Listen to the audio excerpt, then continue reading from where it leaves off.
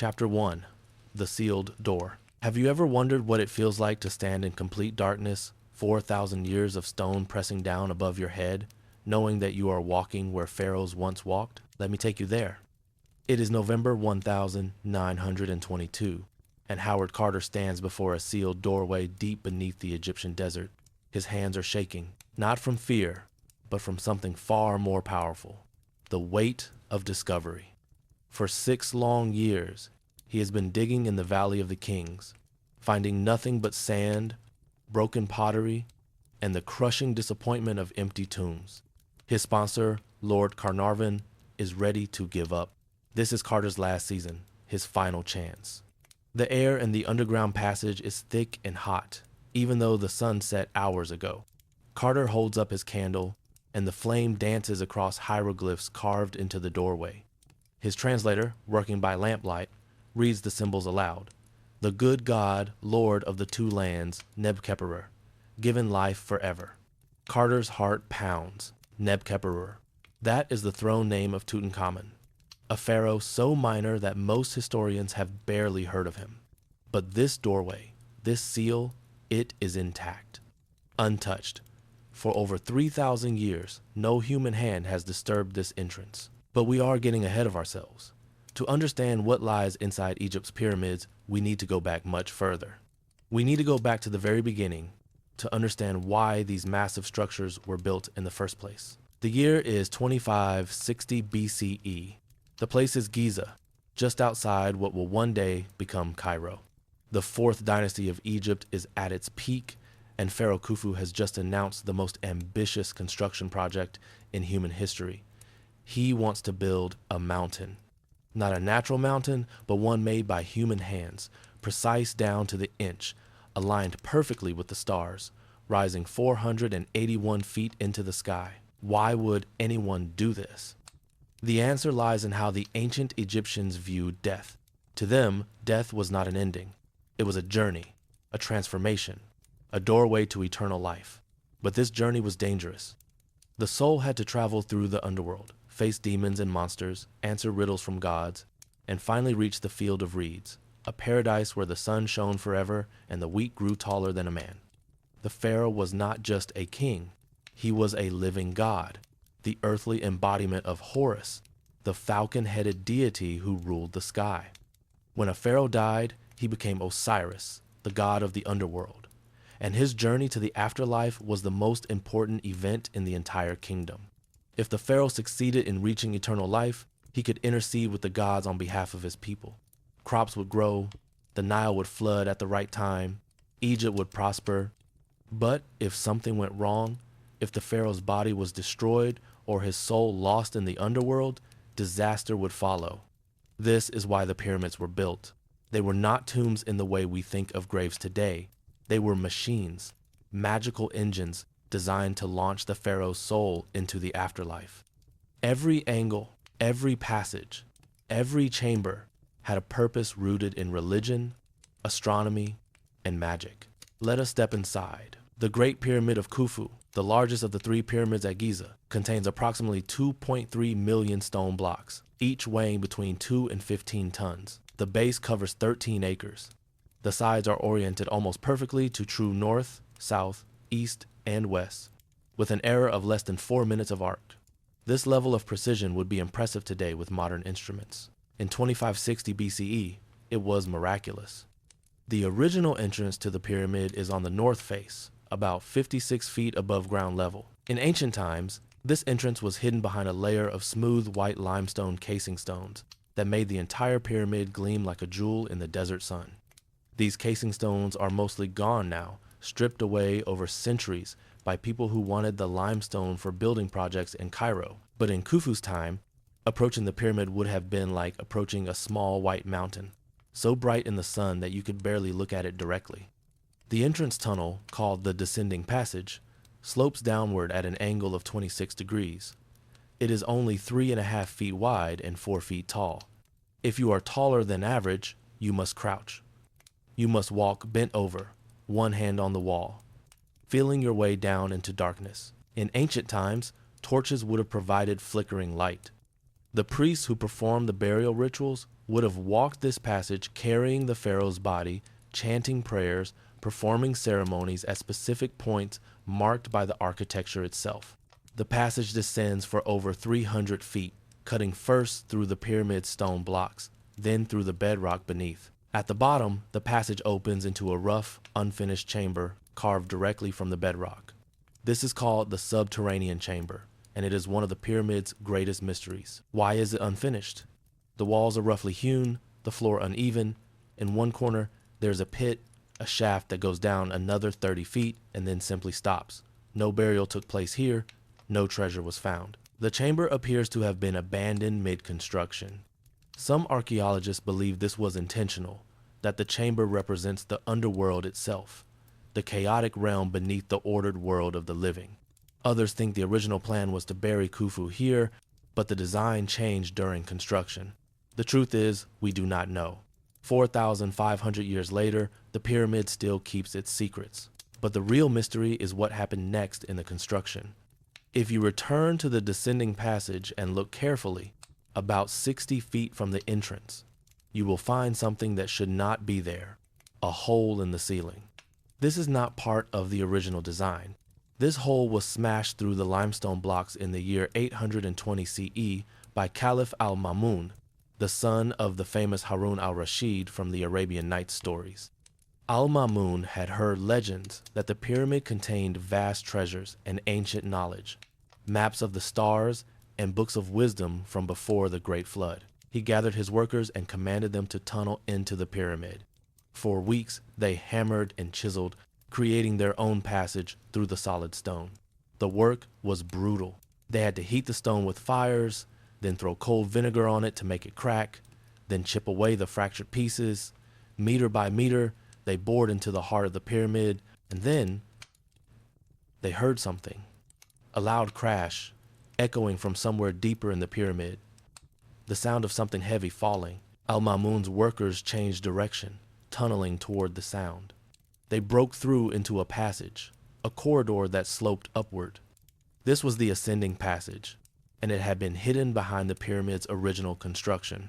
The loud crash they heard was a series of granite plugs, massive blocks that had been held in place since the pyramid was sealed, finally shifting after more than 3,000 years.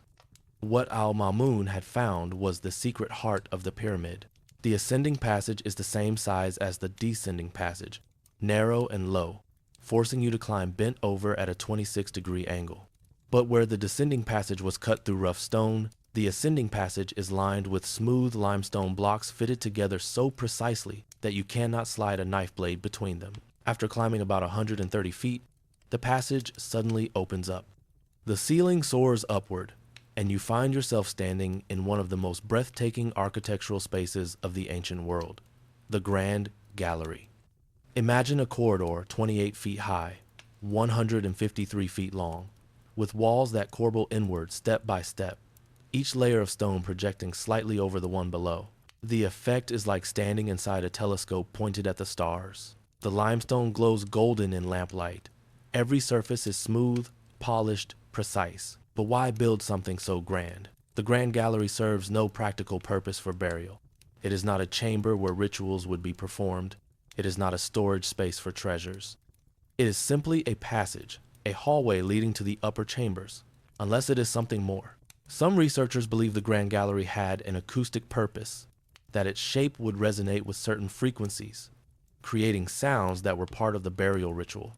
Others suggest it was designed to store the massive granite plugs that would seal the pyramid after the pharaoh's burial, though exactly how this would work is debated. The mystery deepens when you realize that at the base of the Grand Gallery, there is another passage, a horizontal corridor leading to what is called the Queen's Chamber. This is a misnomer. No queen was ever buried here. British explorers in the 1800s found this chamber empty and assumed it was meant for a queen. But the ancient Egyptians did not bury queens in pyramids. Queens had their own smaller pyramids nearby. The Queen's Chamber is 20 feet long, 17 feet wide, and 20 feet tall with a peaked ceiling. It sits at the exact center of the pyramid. When Arab explorers first opened this chamber over 1,000 years ago, they found it completely empty. The walls are undecorated, plain limestone, but on the east wall there is a niche, a recess in the stone shaped like a shrine. What was this niche for? Egyptologists have debated this question for decades. Some believe it was designed to hold a statue of the pharaoh, a Ka statue that would serve as a home for one of the pharaoh's spiritual entities. The ancient Egyptians believed each person had multiple souls: the Ka, the Ba, the Ak, and others. The Ka was your life force, your double, and it needed a physical place to reside. The niche might have been that place, but the most fascinating discovery in the Queen's Chamber came in 1872 when an engineer named Wayman Dixon noticed cracks in the walls. He pushed a wire through one of the cracks and felt empty space beyond. He had discovered air shafts, two narrow channels about 8 inches square, running from the chamber up toward the outer surface of the pyramid. Why would a sealed burial chamber need air shafts? The ancient Egyptians did not seal living people in tombs. They did not believe the dead body needed to breathe. So why go to the enormous effort of building these shafts? The answer, discovered through careful astronomical analysis, is stunning. The shafts point to specific stars. The northern shaft points toward Thuban, which was the pole star in ancient Egypt, the star around which all other stars seem to rotate. The southern shaft points toward Orion's belt, which the Egyptians associated with Osiris, the god of the afterlife. These were not air shafts. They were soul shafts, magical passages for the pharaoh's spirit to ascend to the stars. This discovery changed everything we thought we knew about the pyramids. They were not just tombs. They were stargates, cosmic machines built to align the pharaoh with the eternal patterns of the heavens. But the Queen's Chamber, despite its mysteries, was not the final destination. To reach the real burial chamber, you must return to the Grand Gallery and climb to its highest point. There, at the top, a low passage forces you to crouch once more. This is the final approach, the last threshold. This passage is only 41 inches tall. You must duck your head, bend your back, and shuffle forward. The passage runs horizontally for about 30 feet. At the end, you emerge into a chamber that takes your breath away. The King's Chamber. This is the heart of the Great Pyramid, the reason all those millions of stones were lifted into place. The chamber is 34 feet long, 17 feet wide, and 19 feet tall. Every surface, floor, walls, and ceiling is made of red granite brought from quarries 500 miles away in Aswan. The blocks are enormous, some weighing as much as 50 tons. The ceiling is made of 9 granite slabs, each about 40 feet long. In the center of the room sits a granite sarcophagus. It is empty now, and has been empty for as long as recorded history. The lid is missing. The corners are slightly damaged, as if someone tried to break into it with crude tools. It is 7.5 feet long, just over 3 feet wide, carved from a single block of red granite. This sarcophagus is too large to fit through the passage that leads to the King's Chamber. That means it had to be placed here during construction, before the pyramid was completed. The entire massive structure was built around this single stone box. What was it meant to hold? The obvious answer is Khufu's mummy. But no mummy has ever been found in the Great Pyramid. No treasure, no golden mask, no canopic jars containing preserved organs. The pyramid was completely empty when Al-Mamun's workers forced their way in. Either it was robbed in ancient times so thoroughly that nothing remained, or something else entirely was going on. Some Egyptologists believe the pyramid was indeed robbed, probably during the chaos of the First Intermediate Period when central authority broke down and tomb robbery became rampant. But others point out that the pyramid was sealed with those massive granite plugs in the ascending passage. No robber could have moved those plugs and then replaced them. If the pyramid was robbed, how did the thieves get in and out? This is where the story becomes truly strange. In 1993, a German engineer named Rudolf Gantenbrink sent a small robot up the southern shaft in the Queen's Chamber, the one pointing toward Orion. The robot, equipped with a camera, crawled up the narrow shaft for over 200 feet. Then it encountered a door. Not a natural blockage, a door. A limestone block with 2 copper handles. The world went crazy. What was behind this door? Was this the real burial chamber, hidden all along? Did it contain Khufu's mummy, his treasure, the lost knowledge of the ancient world? It took 9 years to get permission to explore further. In 2002, a new robot drilled a small hole through the door. A camera was pushed through. Behind the door was a small empty space, and then another door. The mystery deepened. In 2010, yet another robot was sent in. It used ground-penetrating radar and found that behind the second door, the shaft continues, but where it goes, we still do not know. The Egyptian government has not authorized further exploration. Why? What are they protecting? Or what do they fear might be found? These questions bring us back to the fundamental mystery of the pyramids. We think we know what they are, tombs for pharaohs. But the more we study them, the more complex they become. The Great Pyramid is not just a pile of stones. It is a mathematical puzzle, an astronomical calculator, a religious text written in architecture. The base of the pyramid is 756 feet on each side. The height is 481 feet. If you divide the perimeter of the base by twice the height, you get 3.14, which is pi, the mathematical constant that describes the relationship between a circle's circumference and its diameter. Did the ancient Egyptians know about pi? The earliest written record of pi comes from much later. Yet there it is, encoded in the pyramid's proportions. The 4 sides of the pyramid are oriented to the cardinal directions with incredible precision. Modern surveys using GPS and laser instruments have found that the error is less than 1/15 of a degree. How did they achieve this accuracy? The magnetic compass had not been invented. They had no instruments like ours. Yet they aligned millions of tons of stone more accurately than most modern buildings. The weight of the pyramid is estimated at 6 million tons. Remarkably, that is almost exactly 1/1000th of the weight of the Earth. Coincidence? Or did the ancient Egyptians know more about the size and mass of our planet than we give them credit for?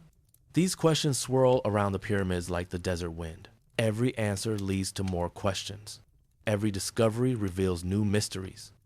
But the Great Pyramid is not the only pyramid. It is not even the only pyramid at Giza.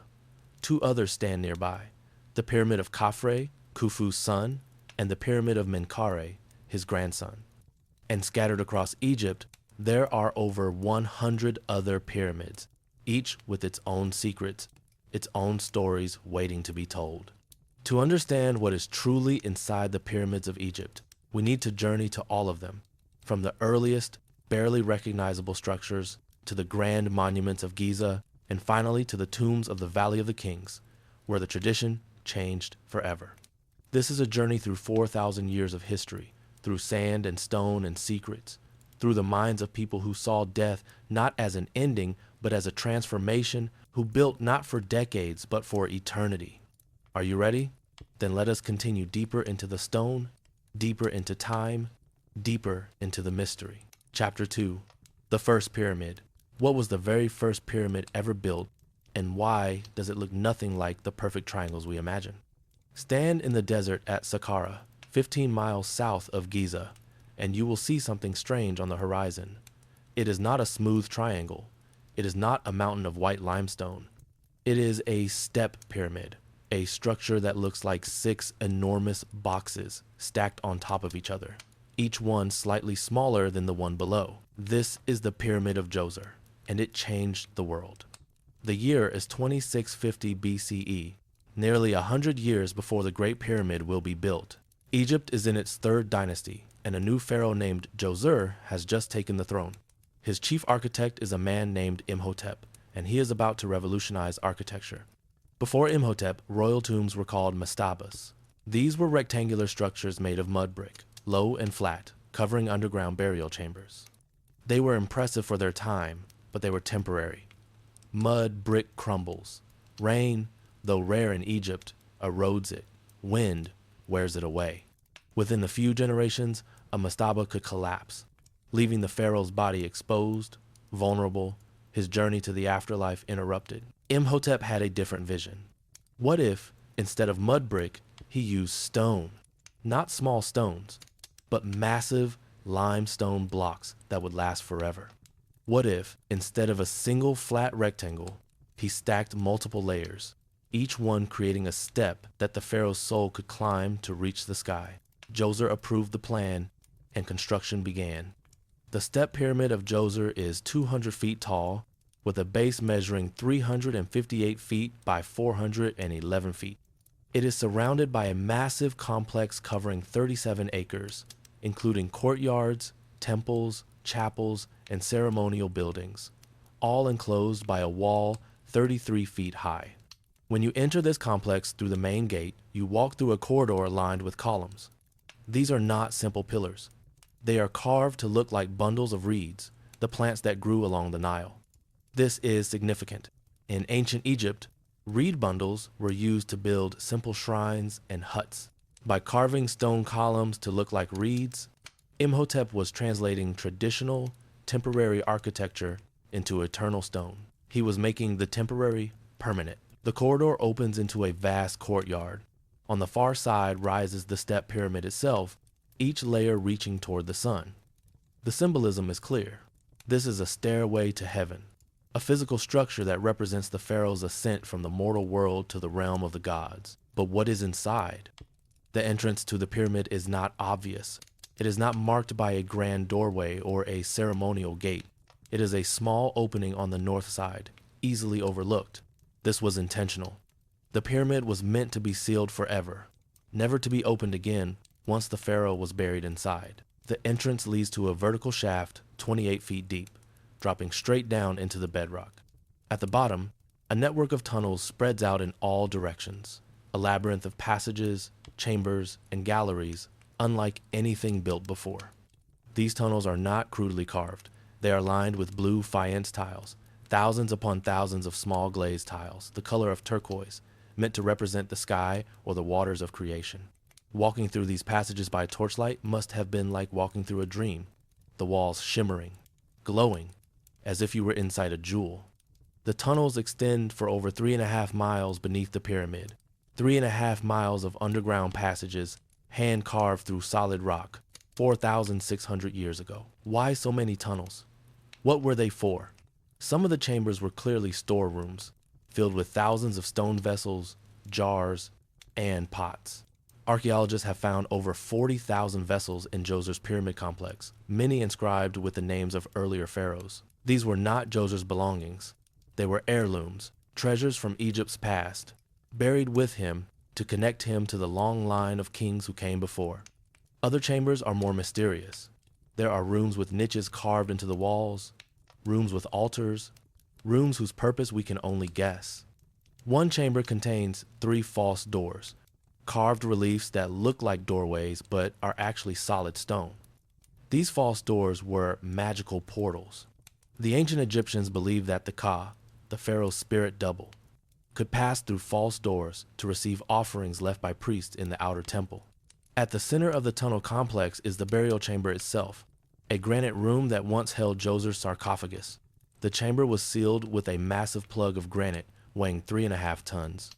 When archaeologists finally entered in modern times, they found the sarcophagus, but it was empty. Djoser's mummy was gone. Robbers? Probably. Despite all the precautions, the maze of tunnels, the hidden entrance, the massive stone plugs, someone in ancient times found a way in. They took the mummy, possibly to strip it of its gold amulets and jewelry, and left the sarcophagus behind. But robbery does not diminish what Imhotep achieved. He created the blueprint for all later pyramids. He proved that massive stone construction was possible. He showed that a pharaoh's tomb could be a monument visible for miles, a permanent statement of power and divine authority. Imhotep himself became a legend. In later centuries, he was worshipped as a god of wisdom and medicine. The Greeks identified him with their own god of medicine, Asclepius. His name appears in ancient texts as a sage, a magician, a healer. He was one of the very few commoners in Egyptian history to achieve divine status. The step pyramid stood as the tallest structure in the world for thousands of years, until medieval cathedrals finally surpassed it. But Imhotep's successors were not content to simply copy his design. They wanted to push further, to build higher, to create pyramids with smooth sides that would gleam in the sun like rays of light solidified.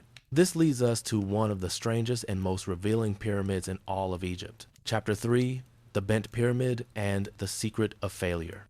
Have you ever wondered what happens when ancient builders make a terrible mistake halfway through constructing a monument meant to last forever? The answer stands in the desert at Dashur, about 25 miles south of Cairo. It is called the Bent Pyramid, and it looks exactly like its name suggests. A pyramid that starts at one angle, then suddenly changes to a shallower angle about halfway up, giving it a strange, bent appearance. This is the Pyramid of Sneferu, founder of the 4th dynasty and father of Khufu, the builder of the Great Pyramid. Sneferu was obsessed with pyramids. He built not one, not two, but 3 pyramids during his reign, more stone than any other pharaoh in history. The Bent Pyramid was his second attempt, and it teaches us more about pyramid construction than any other structure. Why? Because it shows us failure. Construction began around 2600 BCE. Sneferu's architects were ambitious. They wanted to build the first true pyramid, smooth-sided, not stepped, rising at an angle of 54 degrees. This is steep, steeper than the Great Pyramid's later 52 degrees, but they were confident. The foundation was laid. The internal chambers were carved from the bedrock. The first layers of limestone blocks were set in place, and the pyramid began to rise. Everything seemed perfect. The stones fit together beautifully. The angle was precise. The work crews sang as they hauled blocks up ramps of mud, brick, and sand. And then the cracks appeared. It started small, a few stress fractures in the walls of the internal chambers. The architects reinforced them with wooden beams.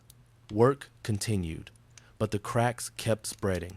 The pressure of all those stones, angled so steeply, was creating forces that the internal structure could not handle. The architects faced a crisis. They were about halfway done. They had already invested years of labor, millions of stones, massive resources. What could they do? They made a decision that would mark the pyramid forever. They changed the angle. At about 154 feet high, the slope suddenly shifts from 54 degrees to 43 degrees. The upper portion is much less steep, reducing the weight and pressure on the structure below. The bent pyramid was completed, but it was a compromise, a failure disguised as success. Sneferu refused to be buried there. Instead, he ordered a 3rd pyramid, the Red Pyramid, built nearby with the shallower 43-degree angle from the ground up. The Red Pyramid was successful, completed without cracks or collapses, and Sneferu was finally laid to rest inside. But the Bent Pyramid was not abandoned. In fact, it is the best preserved pyramid in all of Egypt. Most pyramids lost their smooth outer casing stones centuries ago. Stripped for building material, the Bent Pyramid still has most of its casing intact, giving us a clear picture of what all pyramids once looked like. Smooth, gleaming, perfect. Why was it preserved? Possibly because its bent shape made it religiously problematic. It did not conform to the ideal form, so maybe people were superstitious about taking its stones. Or perhaps it was simply remote enough to escape the attention of stone thieves. Whatever the reason, the Bent Pyramid's preservation allows us to see inside the minds of ancient architects. When you enter the Bent Pyramid today, you walk into a space that still holds its original atmosphere. There are 2 entrances, one on the north face and one on the west, a unique feature. The northern entrance leads down into a corbelled chamber, 45 feet high, with walls that angle inward to meet at the top. This corbelling technique, where each layer of stone projects slightly beyond the one below, creates a self-supporting ceiling without the need for wooden beams. It is the same technique used in the Grand Gallery of the Great Pyramid. The western entrance leads to a separate chamber system, also corbelled, also soaring and beautiful. The 2 chamber systems do not connect. Why build 2? Was this a backup plan, an alternative if the first system failed? Or did each chamber serve a different ritual purpose, housing different aspects of the pharaoh's soul? The chambers are empty now, but they are not silent. If you stand in the corbelled space and speak, your voice resonates, bouncing off the angled walls, creating harmonics and echoes. Some researchers believe this acoustic property was intentional, that certain frequencies could be produced during burial rituals, creating sounds that had spiritual significance. The Bent Pyramid also reveals how pyramids were actually built. For years, historians debated the construction methods. How did ancient Egyptians move blocks weighing several tons? How did they lift them into place? How did they achieve such precision? The answer is simpler than the wild theories about lost technologies or alien assistance. They used ramps, levers, ropes, and human labor. Lots of human labor. At the Bent Pyramid, archaeologists have found remains of the construction ramps, long slopes of limestone chips, and gypsum plaster that workers used to drag blocks up the sides of the pyramid. The ramps were temporary, dismantled after construction, but traces remain, showing us exactly how it was done. Teams of workers, probably 8 to 10 men per block, would attach the stone to wooden sledges. They would pour water on the sand in front of the sledge to make it slippery, reducing friction. Then, pulling together on ropes, they would haul the block up the ramp, inch by inch, foot by foot. It was brutal work. It was also sacred work. These were not slaves, as old Hollywood movies suggested. Recent discoveries of workers' villages near the pyramids show that these were paid laborers, skilled craftsmen, who worked in rotating crews. They were fed well, receiving meat and bread daily, which was more than most people ate. They were given medical care. They were honored. Their tombs, found near the pyramids, show that they were proud of their work, proud to be part of something eternal. Graffiti found inside the pyramids, written by the work crews themselves, gives us their voices across the millennia. The Friends of Khufu wrote one team. The Drunkards of Menkaure wrote another, with what we can only imagine was a sense of humor. These were real people, with names, families, hopes, and dreams, who spent their lives building monuments that would outlast kingdoms. The Bent Pyramid represents a turning point. It showed Egyptian architects the limits of their techniques and forced them to adapt. The lessons learned from its near failure directly contributed to the success of the Great Pyramid. But inside these monuments, there is more than just stone and mathematics. There are stories, personal human stories, that have survived thousands of years. To find these stories, we need to look at the pyramids not just as engineering marvels, but as religious texts, as spell books written in architecture. This brings us to one of the most extraordinary discoveries in Egyptology, a discovery that revealed what the ancient Egyptians believed happened to the soul after death, written on the walls of pyramids themselves. Chapter 4, The Pyramid Texts, Messages to Eternity. What if I told you that the walls inside some pyramids are covered with the oldest religious writings ever discovered?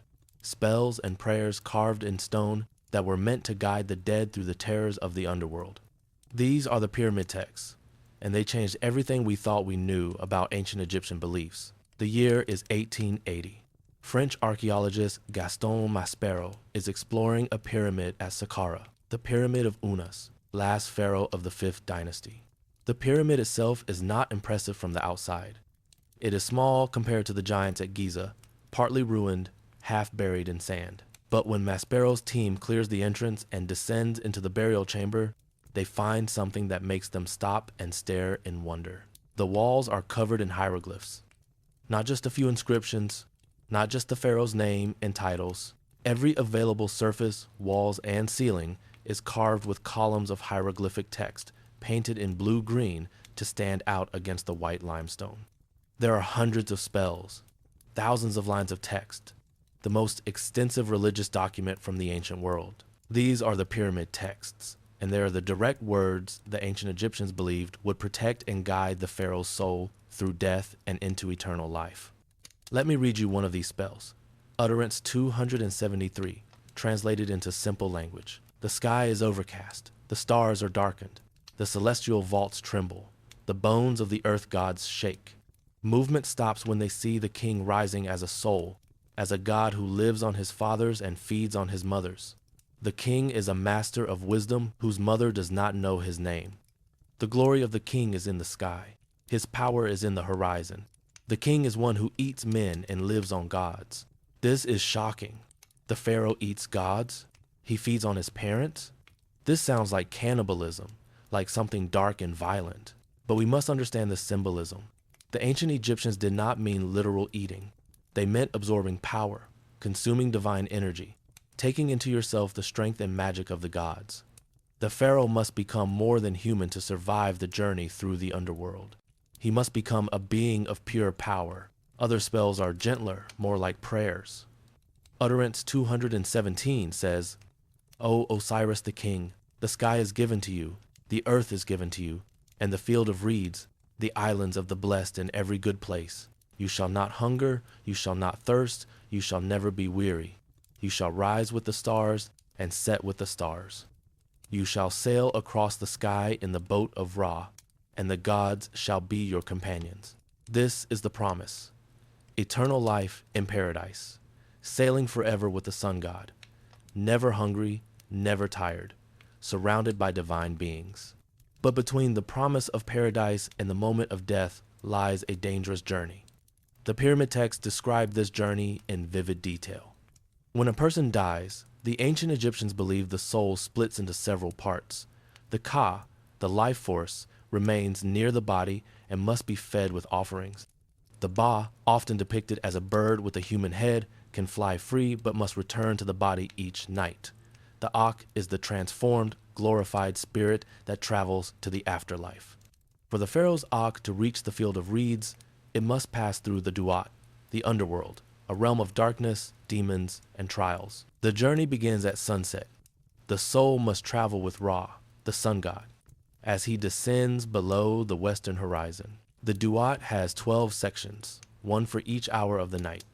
Each hour presents different challenges. In the first hour, the soul enters a realm of twilight. Here, minor demons try to confuse travelers, leading them astray into dead ends and false passages. The pyramid texts provide spells to see through these illusions. I know the doors of the sky. I know the gates of the field of reeds. I will not be turned back. I will not be led astray. In the second hour, the soul must cross a river of fire. The ferryman will only transport those who know his secret name. The pyramid texts give this name. Face behind him is your name. You are the ferryman of the eastern sky. With the correct knowledge, the soul can cross safely. The third and fourth hours bring encounters with serpents, massive creatures whose bodies stretch for miles, whose breath is poison.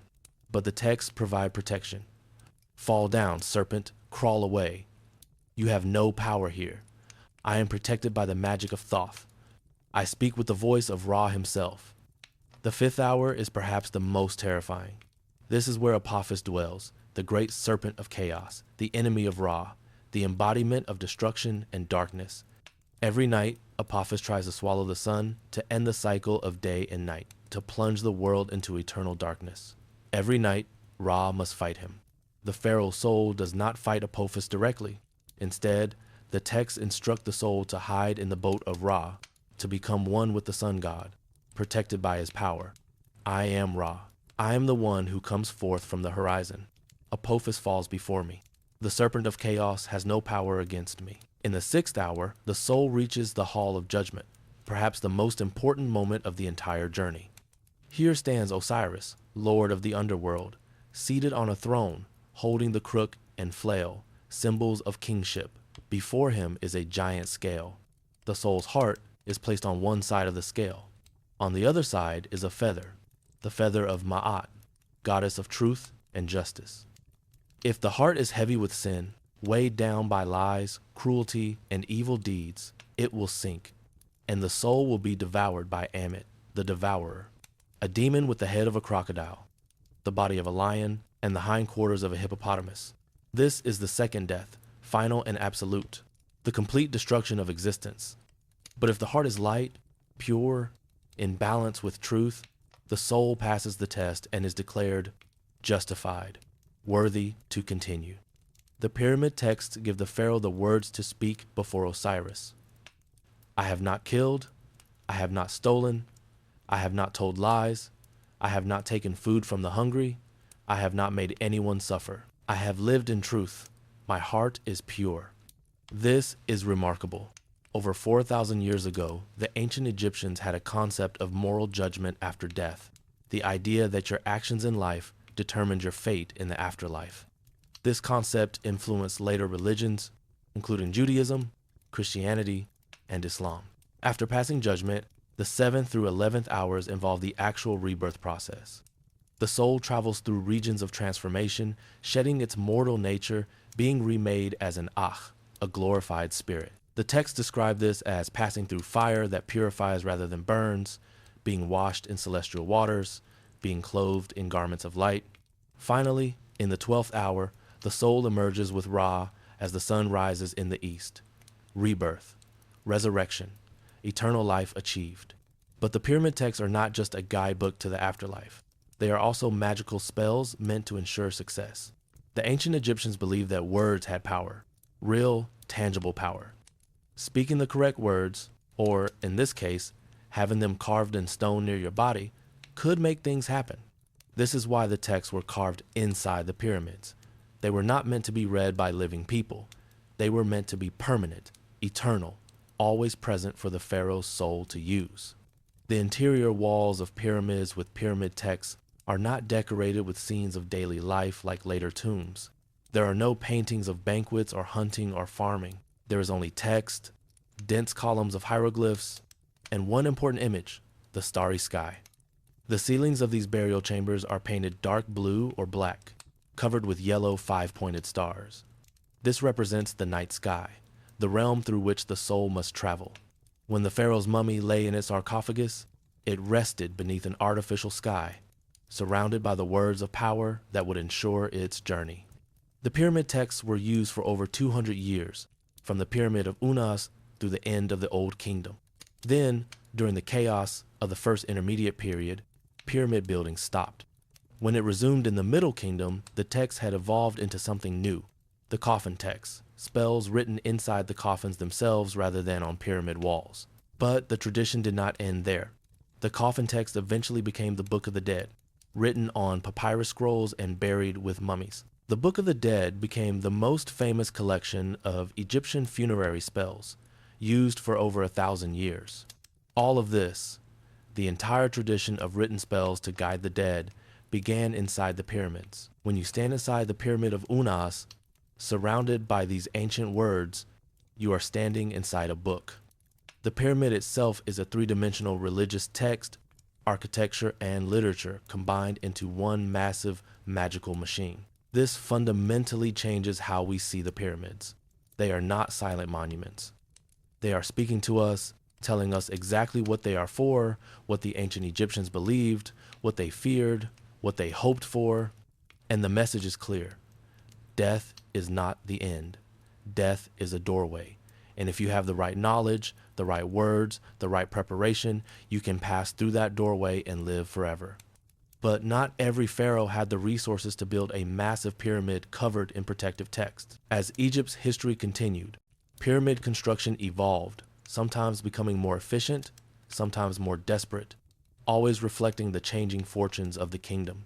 This brings us to a period often overlooked, but absolutely crucial for understanding the full story of Egypt's pyramids, the Middle Kingdom, when pyramids were built not of solid stone, but of mud, brick, and ambition. Chapter 5, the mud brick pyramids. When empires fade, what happens when a civilization that once built mountains from solid stone can no longer afford the materials, the labor, or the resources to continue? The answer lies scattered across Egypt in the form of pyramids that have nearly disappeared, eroded down to their cores, barely recognizable as pyramids at all. These are the pyramids of the Middle Kingdom, and they tell a story of resilience, adaptation, and the slow decline of an age. The Old Kingdom, the age of the Great Pyramids, ended around 2180 BCE in chaos. The central government collapsed. Egypt split into competing regions ruled by local governors who fought each other for power. The Nile floods became irregular. Famine struck.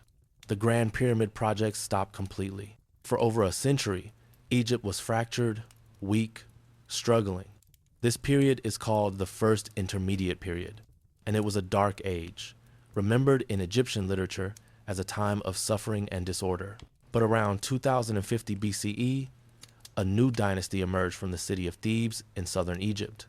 These were the pharaohs of the 11th dynasty, and they reunited Egypt by force, defeating the rival kingdoms one by one. When Mentuhotep II finally brought all of Egypt under his control, he declared himself pharaoh and began building monuments to celebrate the restored kingdom. But Egypt was not as wealthy as it had been. A century of chaos had depleted resources. The old stone quarries were far away.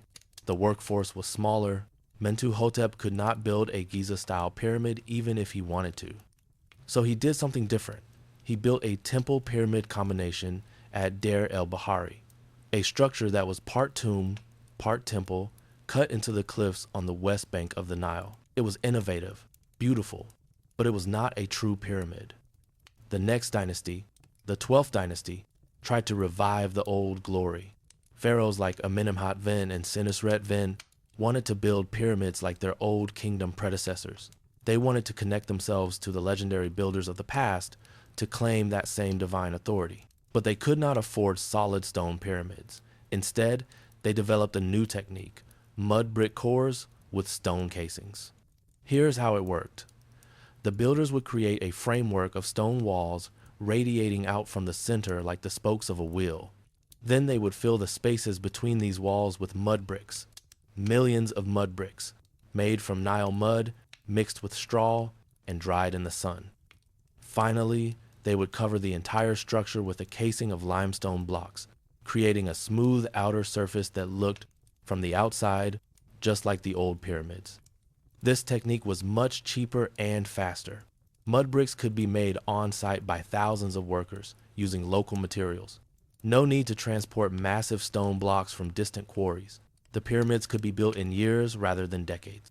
The largest of these Middle Kingdom pyramids was built by Senusret II at Lahun. From a distance, when it was new, it must have looked magnificent, its white limestone casing gleaming in the sun, nearly 150 feet tall. But there was a problem. Mud brick is not eternal. When the limestone casing was eventually stripped away by stone thieves in later centuries, the mud brick core was exposed to the elements. Rain, though rare, dissolved it. Wind eroded it. The pyramid began to melt, to slump, to collapse inward. Today, the pyramid of Senusret II at Lahun looks like a small hill, barely recognizable as a pyramid.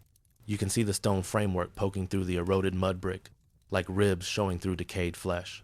But what these pyramids lack in durability, they make up for in ingenuity, particularly in their interior design. The Middle Kingdom pharaohs were obsessed with security.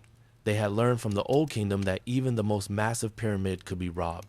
The granite plugs, the hidden passages, the sheer weight of stone, none of it had stopped thieves. Every single Old Kingdom pyramid had been plundered. So the Middle Kingdom architects became devious. They designed pyramids that were deliberate traps, mazes meant to confuse and mislead anyone trying to find the burial chamber. The Pyramid of Amenemhat III at Hawara is the perfect example. This pyramid was famous in ancient times. Greek and Roman tourists visited it and called it the labyrinth, one of the wonders of the ancient world. They described it as having thousands of rooms, passages that twisted and turned, doors that led nowhere, a place where you could wander forever and never find the center. When archaeologists finally explored the pyramid in the 1800s, they found that the ancient descriptions were not exaggerated. The entrance is on the south side, not the traditional north. Already, this breaks with convention, meant to confuse robbers who expected the entrance to be in a specific location. The entrance passage slopes downward, then turns, then splits. One passage is a dead end, the other continues, turning again, descending deeper. You reach a chamber. Is this the burial chamber? No, it is empty. There is another passage, hidden in the floor, easy to miss. You descend further. The passage turns back on itself, running parallel to the passage you just came from, but lower. It is leading you back toward the center of the pyramid, but beneath where you have already been. You reach another chamber, empty again. Another hidden passage, this one in the ceiling, requiring you to climb. You climb, crawl through a narrow tunnel, emerge in yet another passage. This one has 3 doorways. 2 are sealed with stone blocks. The third is open. You go through, the passage turns, and turns again. You are completely disoriented now. No idea which direction you are facing, how deep you are, where you are relative to the pyramid center. Finally, after navigating this maze, you reach a passage blocked by a massive stone slab. But this slab is ingenious. It is a portcullis, a sliding stone door, lowered from above after the burial. How do you get past it? You cannot lift it. It weighs tons. The answer: the architects left a small passage to the side, barely large enough for a person to squeeze through. But this passage is a trap. When you crawl through, you find yourself in a small chamber with no exit except back the way you came. The real passage continues on the other side of the portcullis, accessible only if you know the secret mechanism to raise it, a mechanism that was destroyed after the burial. Despite all these precautions, the pyramid of Amenemhat III was still robbed. Determined thieves, probably with inside knowledge from the workers who built the pyramid, found their way through the maze and reached the burial chamber. The sarcophagus was smashed. The mummy was gone. Only broken pottery and scraps of gold remained. This tells us something important. No physical barrier, no matter how clever, could ultimately protect the pharaoh's mummy. The pyramids failed in their most basic function, which was to keep the body safe so the soul could return to it. This failure, repeated over and over across centuries, would eventually lead to a radical change in royal burial practices. But before we get to that, we need to talk about the most mysterious aspect of the pyramids, something that has generated more wild theories, more speculation, more fascination than almost anything else in archaeology. We need to talk about what was actually buried inside the pyramids, and why almost all of it is gone. Chapter 6, The Lost Treasures, Gold, Curses, and Robbery. Imagine standing in front of a pharaoh's sealed pyramid 4,000 years ago, knowing that inside lies more gold than you have ever seen, more treasure than you could carry in 10 lifetimes, protected only by stone and superstition. Would you dare to rob it? Thousands did, and their success changed the course of Egyptian history. Let us start with what was actually placed inside the pyramids when a pharaoh was buried. We know this not from the pyramids themselves, which were all robbed, but from rare, intact royal burials found in later periods, particularly the tomb of Tutankhamun. When Tutankhamun died around 1323 BCE, over 1,000 years after the pyramids of Giza were built, he was buried in the Valley of the Kings, with everything he would need in the afterlife. Howard Carter's discovery of this tomb in 1922 revealed the staggering wealth that accompanied a pharaoh to the grave. There were over 5,000 objects in Tutankhamen's tomb. 4 gilded shrines, one inside the other, surrounded a stone sarcophagus. Inside the sarcophagus were 3 coffins, nested together. The innermost coffin was made of solid gold, weighing 243 pounds of pure gold. The mummy itself was covered in golden amulets, a golden mask over the face, golden sandals on the feet, golden finger and toe covers, layers upon layers of jewelry. There were chariots, dismantled and stacked.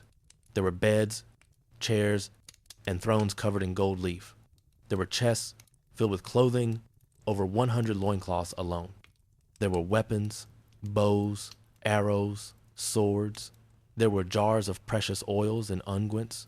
There were statues of the pharaoh and the gods. There were model boats to sail through the underworld. There were games, including the game board for Senate, which the pharaoh could play in the afterlife. And remember, Tutankhamun was a minor pharaoh, a teenager who ruled for only 9 years and died without accomplishing anything historically significant. His tomb was small, probably not originally intended for him, hastily prepared when he died unexpectedly. Now imagine the burial of a great pharaoh like Khufu or Ramesses II. Imagine the treasures that would have filled their tombs. The gold, the jewels, the precious objects. All of it is gone. Every pyramid was robbed in ancient times. Not a single one survived intact into the modern era. When did this happen? How did thieves break into structures sealed with tons of stone? The evidence suggests that most pyramid robberies happened within a few generations of the burial, sometimes within years. How do we know? Because some pyramids show signs of official resealing. Ancient officials discovered the robbery, investigated, recovered what they could, and sealed the pyramid again. This would only happen if the robbery was relatively recent, while the kingdom still had the authority and resources to respond. The most detailed evidence comes from legal documents from the 20th dynasty, around 1100 BCE, when a major tomb robbery scandal rocked Egypt. Gangs of thieves had been systematically robbing the tombs in the Valley of the Kings. When they were finally caught, the trials were recorded on papyrus, and these records have survived. One thief, a stonemason named Amenpanufer, confessed under torture. "We went to rob the tombs in accordance with our regular habit. We found the pyramid tomb of King Sobekemsaf. We took our copper tools and we broke through into the pyramid through its innermost part. We found the underground chambers and we took lighted candles in our hands and we went down.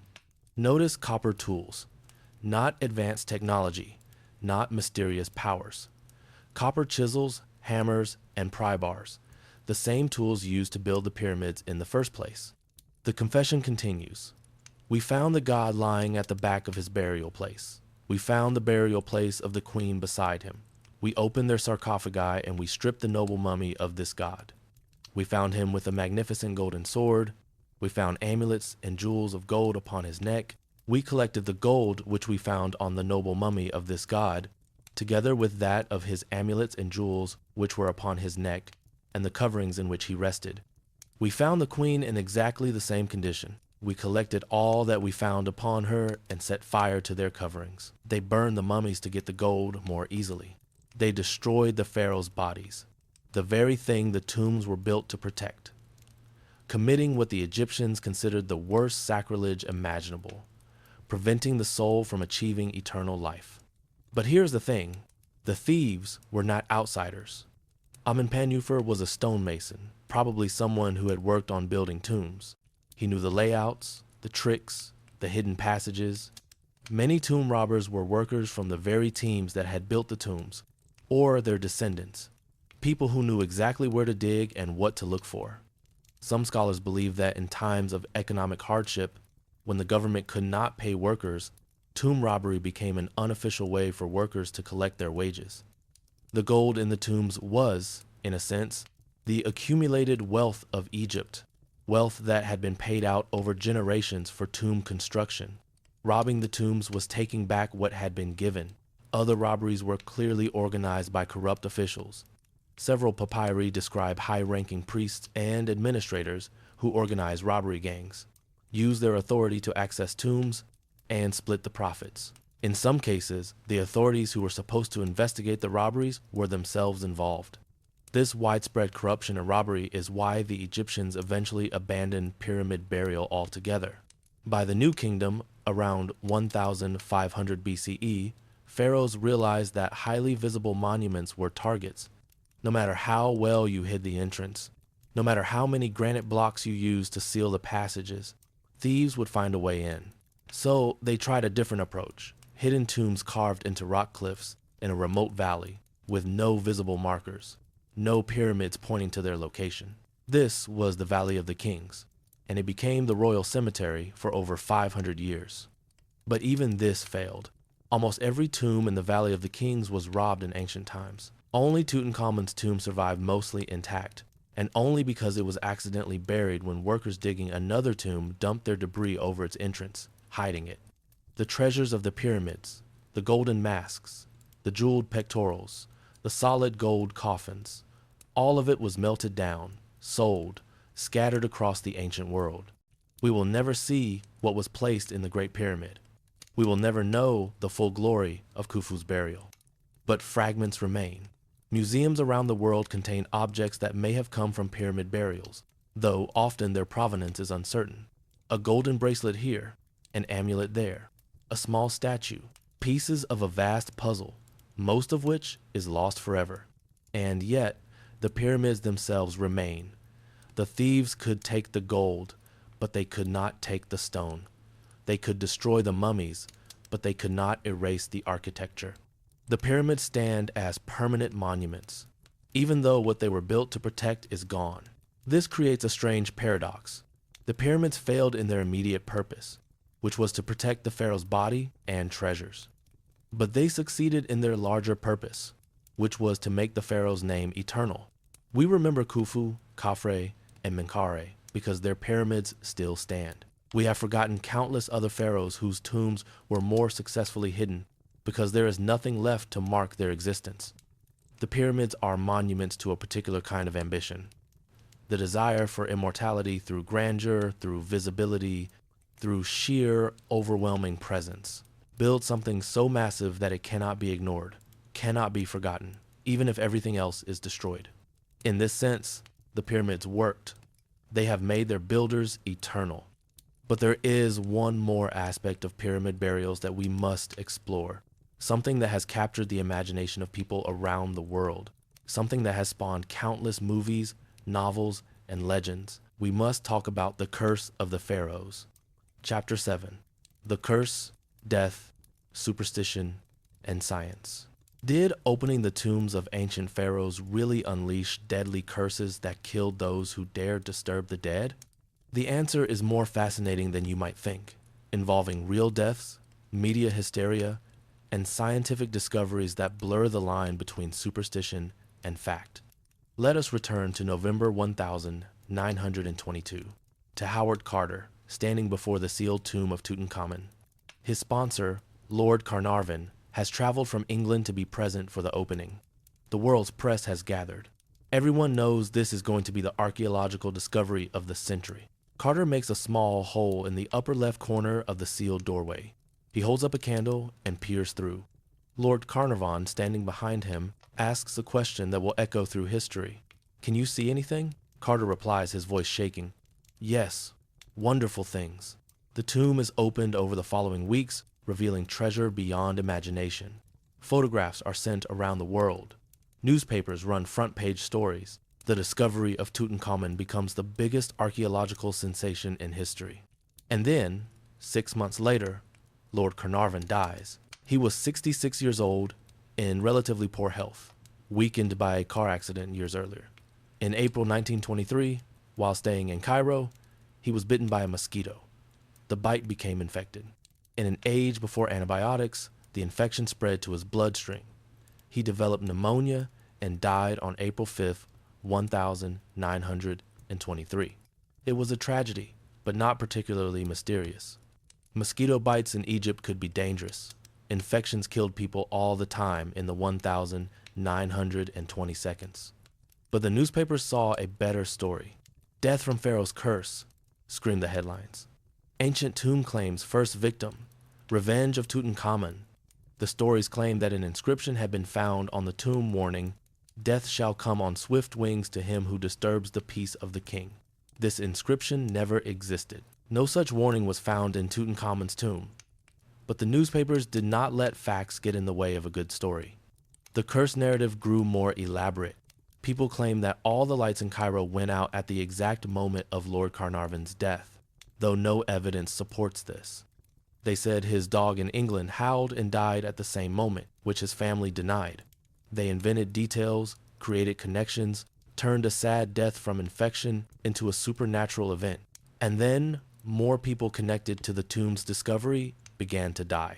Arthur Mace, the archaeologist who helped Carter open the tomb, died in 1928 from an illness that had plagued him for years. George J. Gould, an American financier who visited the tomb, died of pneumonia shortly after. Several others who had been present at the opening died within a few years, from various causes. The media kept count. Curse claims fifth victim. Ancient vengeance continues. The curse of the pharaohs became a worldwide phenomenon, inspiring movies, novels, and endless speculation. But here is what the newspapers did not report. Most of the people who opened the tomb lived long, healthy lives. Howard Carter himself, the man who actually broke the seals, who handled the mummy, who spent more time in the tomb than anyone else, lived for 17 years after the discovery. He died in 1939 at the age of 64 from entirely natural causes. Dr. Douglas Derry, who performed the autopsy on Tutankhamun's mummy, lived to be 87. Alfred Lucas, the chemist who preserved the tomb's artifacts, lived to be 78. Harry Burton, the photographer who documented everything, lived to be 77. A scientific study in 2002 examined the survival rates of people connected to the tomb's opening. The study found no statistical difference between the death rates of those who entered the tomb and those who did not. People who were present at the opening lived, on average, just as long as people who stayed home. The curse was a media invention, a story that sold newspapers. But wait, before we completely dismiss the idea, we need to consider a more subtle question. Could there be real physical dangers inside sealed tombs, even if they are not supernatural? The answer is yes. In 1986, researchers from the University of Cairo analyzed dust samples from inside several unopened tombs. They found something alarming. The dust contained high concentrations of fungal spores, some from species that can cause serious respiratory infections. The most dangerous is Aspergillus niger, a black mold that can colonize the lungs if inhaled in large quantities. Ancient tombs, sealed for thousands of years, create perfect conditions for mold growth. The organic materials, linen, wood, leather, food offerings, slowly decay in the dark, humid environment, and mold thrives on them. When a tomb is opened after centuries, the air rushes out, carrying clouds of spore-laden dust. Anyone breathing this dust is exposed to potentially dangerous microorganisms. Several archaeologists have developed severe respiratory problems after working in tombs, suffering from what is now called tomb rot, or archaeologist's lung. This is not a curse. It is an occupational hazard, like black lung disease in coal miners. Even more dangerous are bacteria. In 1999, German microbiologist Gotthold Kramer analyzed samples from 40 mummies and found that many contained bacteria that were still viable, still capable of causing infections after thousands of years. One particularly nasty example is Corynebacterium diphtheriae, the bacterium that causes diphtheria found on the wrappings of several mummies. Another is Mycobacterium tuberculosis, which causes tuberculosis found preserved in mummy tissue. Could Lord Carnarvon's death have been hastened by exposure to ancient pathogens? Could the mosquito bite have simply been the final straw for an immune system already weakened by breathing tomb dust? We will never know for certain, but it is possible. Modern archaeologists take these dangers seriously. When opening a sealed tomb, they now wear respirator masks, protective gear, and allow air circulation before entering. They understand that the real danger is not supernatural vengeance, but very natural microbiology. There is another physical danger inside pyramids and tombs: radon gas. Radon is a radioactive gas produced by the natural decay of uranium in rocks. It is invisible, odorless, and tasteless. When rocks containing trace amounts of uranium are sealed in an enclosed space, radon can accumulate to dangerous levels. Long-term exposure to radon increases the risk of lung cancer. Several studies have measured radon levels inside pyramids and found concentrations significantly higher than safety limits for modern buildings. Workers who spend months or years excavating and restoring pyramids face real health risks from radon exposure. So while there is no curse in the supernatural sense, there are real, measurable dangers inside ancient tombs. The curse is biology and physics, not magic. But the idea of the curse persists because it taps into something deeper than just fear of disease. It connects to a fundamental human feeling that some places, some objects, some relics of the past should not be disturbed. The ancient Egyptians themselves believed this. They put curse inscriptions on some tombs, not the famous death on swift wings that newspapers invented, but real warnings. One example from the tomb of Petiti at Giza reads, "As for anyone who shall enter this tomb in his impurity, I will seize him like a bird. He will be judged for it by the great God." These warnings were not meant to scare away thieves. Ancient thieves could not read hieroglyphs. The warnings were religious statements, declarations that the tomb was sacred space, protected by the gods, and that violating it would have spiritual consequences. Modern people often dismiss these ancient beliefs as primitive superstition. But are they really so different from our own feelings about sacred spaces? We feel uncomfortable about disturbing graves. We have laws protecting cemeteries. We believe that the dead deserve respect, that their final resting places should not be violated. The ancient Egyptians felt the same way, just with a more elaborate theological framework. They believed that disturbing a tomb harmed not just the physical remains, but the eternal soul of the deceased. This raises an uncomfortable ethical question. Is it right to excavate ancient tombs at all? Are we any different from the ancient tomb robbers we condemn, except that we put the treasures in museums instead of melting them down? Archaeologists argue that excavation serves knowledge, that by studying ancient burials we learn about the past, preserve history, and share it with the world. Without excavation, we would know almost nothing about ancient Egypt. The pyramids would be silent mysteries, beautiful but mute. But some Egyptian voices have called for leaving undiscovered tombs sealed, arguing that disturbing the dead is never justified, no matter what knowledge might be gained. They point out that Western museums are filled with Egyptian artifacts taken during the colonial period, treasures that should be returned to Egypt. This debate has no easy answers. It involves questions of cultural ownership, scientific inquiry, respect for the dead, and the complex legacy of colonialism. What we can say is this: the curse of the pharaohs was never about supernatural vengeance. It was about the very real power that ancient places hold over the human imagination, and the very real consequences, both physical and ethical, of disturbing them. The pyramids stand at the intersection of past and present, sacred and scientific, mystery and knowledge.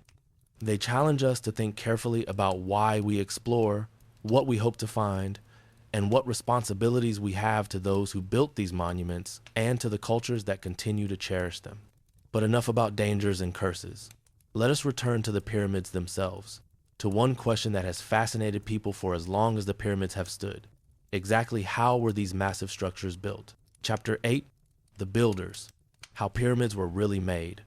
How did ancient people, without modern machinery, without wheels for heavy loads, without pulleys or cranes, move millions of stones weighing several tons each and stack them into precise pyramids nearly 500 feet tall? For centuries, this question has spawned wild theories involving aliens, lost civilizations, and mystical technologies. But archaeology has found the real answer, and it is far more impressive than any fantasy. Let us start with the workers themselves. Who were they? The Hollywood image of slaves whipped by cruel overseers dragging stones in chains is completely false. We know this because archaeologists have found the workers' villages, the cemeteries where they were buried, the records of their payments, and even graffiti they left behind. The workers who built the pyramids were ordinary Egyptians, farmers who worked on the pyramids during the flood season when their fields were underwater and they could not farm. This was a form of taxation, a labor tax, where citizens gave their time instead of money to the state. But they were not unpaid. Records show that workers received rations of bread and beer daily, along with onions, vegetables, and meat. Meat was a luxury for most Egyptians, eaten only on special occasions. Pyramid workers ate meat regularly, showing how valued their work was. They also received medical care. Skeletons from workers' cemeteries show evidence of healed broken bones, successful amputations, and even brain surgery. Ancient Egyptian doctors operated on injured workers, setting broken limbs, treating infections, keeping them alive and healthy enough to continue working. The workers lived in purpose-built villages near the pyramids. Excavations at Giza have uncovered a workers' city that housed up to 20,000 people at its peak. The city had bakeries that could produce thousands of loaves daily, breweries making beer, fish processing facilities, and workshops for making tools. These were not temporary camps. They were real towns with streets, houses, and even what appears to be a small market area.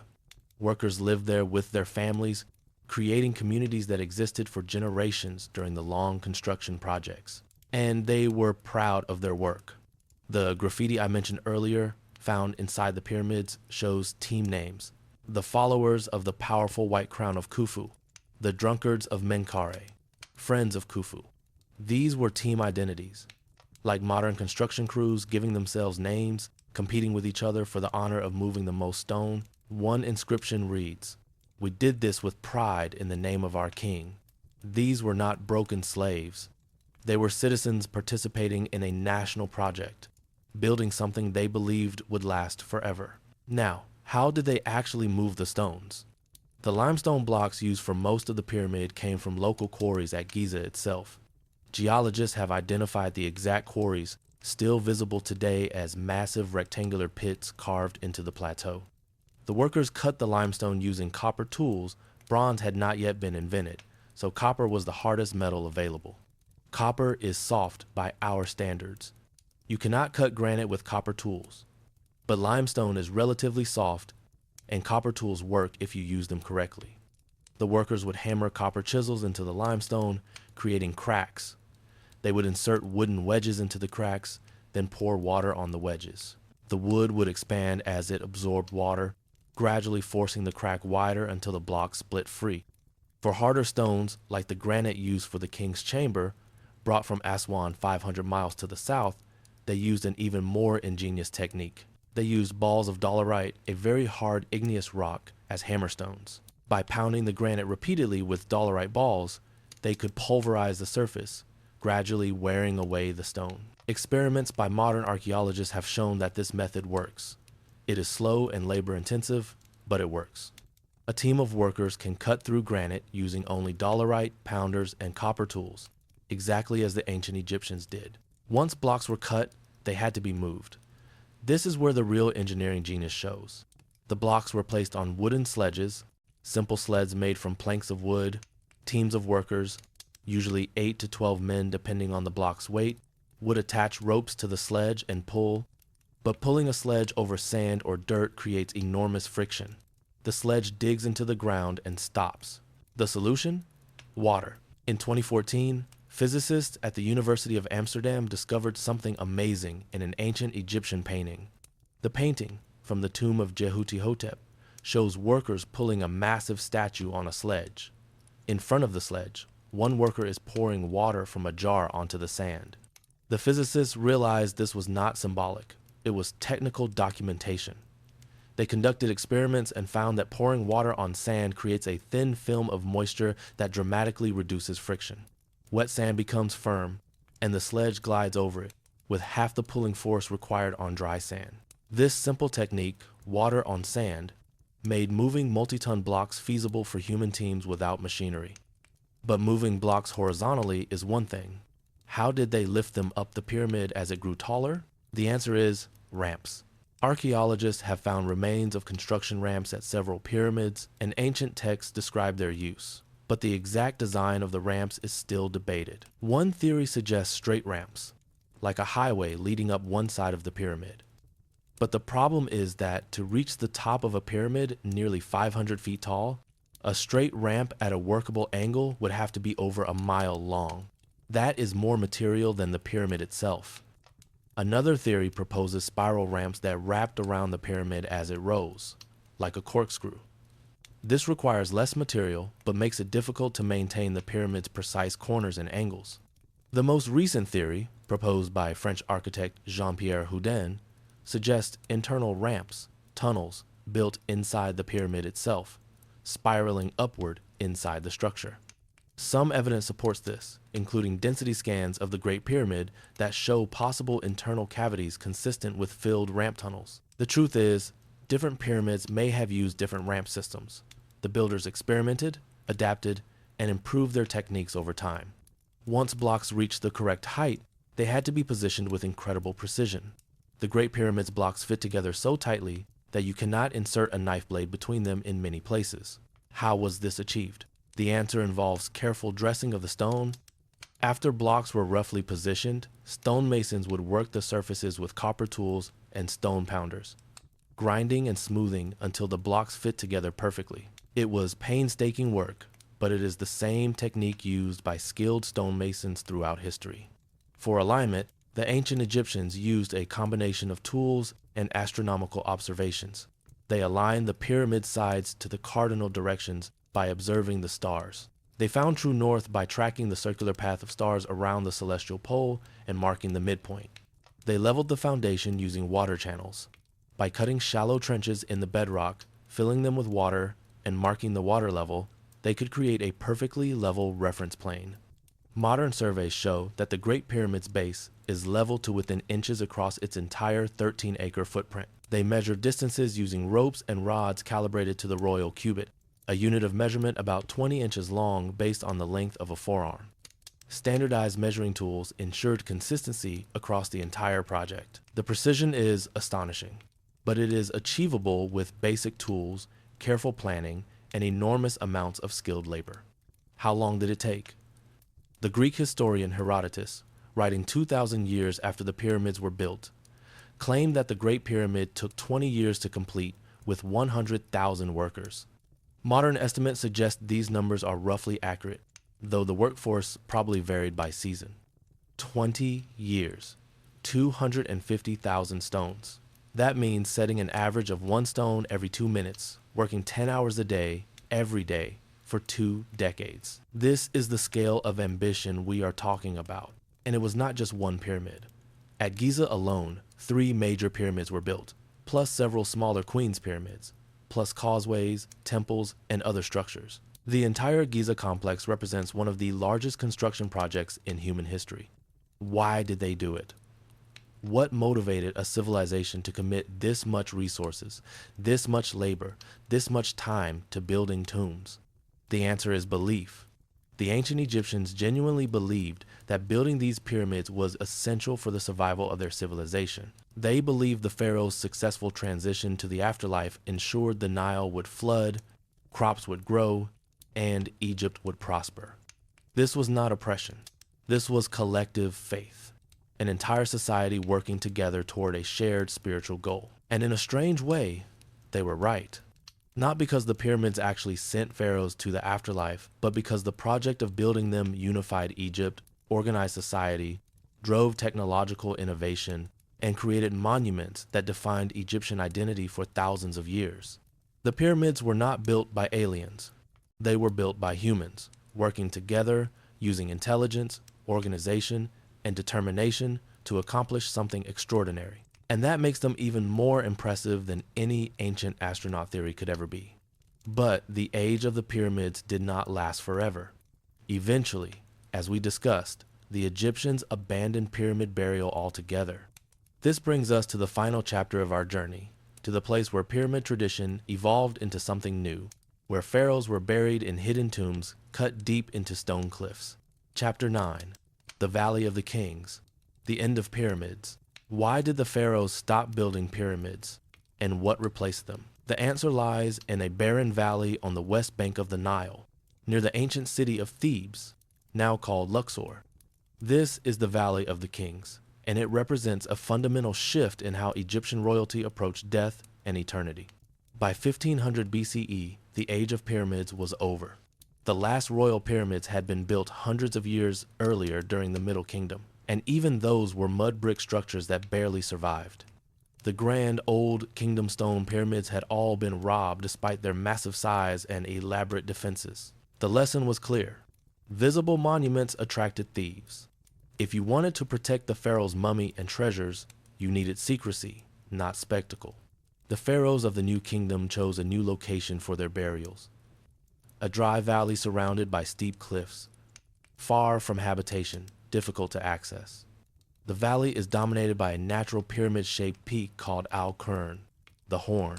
This natural pyramid would serve as a symbolic replacement for built pyramids, watching over all the tombs below. The first pharaoh buried in the Valley of the Kings was probably Thutmose I, around 1500 BCE. His architect, Ineni, described the project. "I supervised the excavation of the cliff tomb of His Majesty, alone, no one seeing, no one hearing. Secrecy was paramount. The tombs were not pyramids but underground galleries, long corridors cut deep into the rock, descending hundreds of feet, opening into multiple chambers. The entrances were hidden, the locations kept secret, the workers who dug them isolated in a special village to prevent them from revealing the locations. This workers' village still exists. It is called Deir el Medina, and it is one of the most fascinating archaeological sites in Egypt. The village housed the elite craftsmen, stonecutters, artists, and scribes who built and decorated the royal tombs. They lived in a walled compound, could only leave with permission, and were carefully monitored. Why such extreme security? Because these workers knew the locations of all the tombs, knew the layouts, knew where the treasures were buried. They were the greatest security risk and the most valuable asset. Records from Deir el Medina give us an intimate look at the workers' lives. We know their names: Paneb, Kenna, Senedjim. We know they argued about wages, complained about working conditions, occasionally went on strike. We know they were paid in grain, oil, and other goods, and that they sometimes stole small items from the tombs they were building, though this was harshly punished if discovered. The tombs they created are masterpieces. Unlike the plain stone interiors of the pyramids, the tombs in the Valley of the Kings are covered in vibrant paintings and detailed hieroglyphic texts. The walls tell the story of the pharaoh's journey through the underworld, hour by hour, threat by threat, triumph by triumph. The most complete example is the tomb of Seti I, one of the largest and most beautifully decorated tombs in the valley. The corridors stretch for over 400 feet, descending through 7 levels. Every surface is covered in art. The pharaoh meeting gods, ritual scenes, astronomical ceilings showing constellations, and extensive texts from the Book of the Dead and other funerary literature. Walking through Seti's tomb is like walking through an illuminated manuscript. The colors are still vivid after more than 3,000 years. Deep blues, rich reds, bright yellows, stark blacks and whites. The artists use mineral pigments that do not fade, techniques so sophisticated that modern conservators struggle to replicate them. But even these hidden tombs could not escape the tomb robbers. Within a few centuries, most tombs in the Valley of the Kings had been plundered. The priests responsible for guarding the tombs eventually gave up trying to protect them individually. Instead, they did something extraordinary. They gathered the mummies from multiple robbed tombs and hid them together in 2 secret caches, unmarked holes in the cliffs where the thieves would not think to look. They were saving what mattered most, the bodies themselves, the physical anchors for the pharaoh's souls. These caches remained hidden for nearly 3,000 years.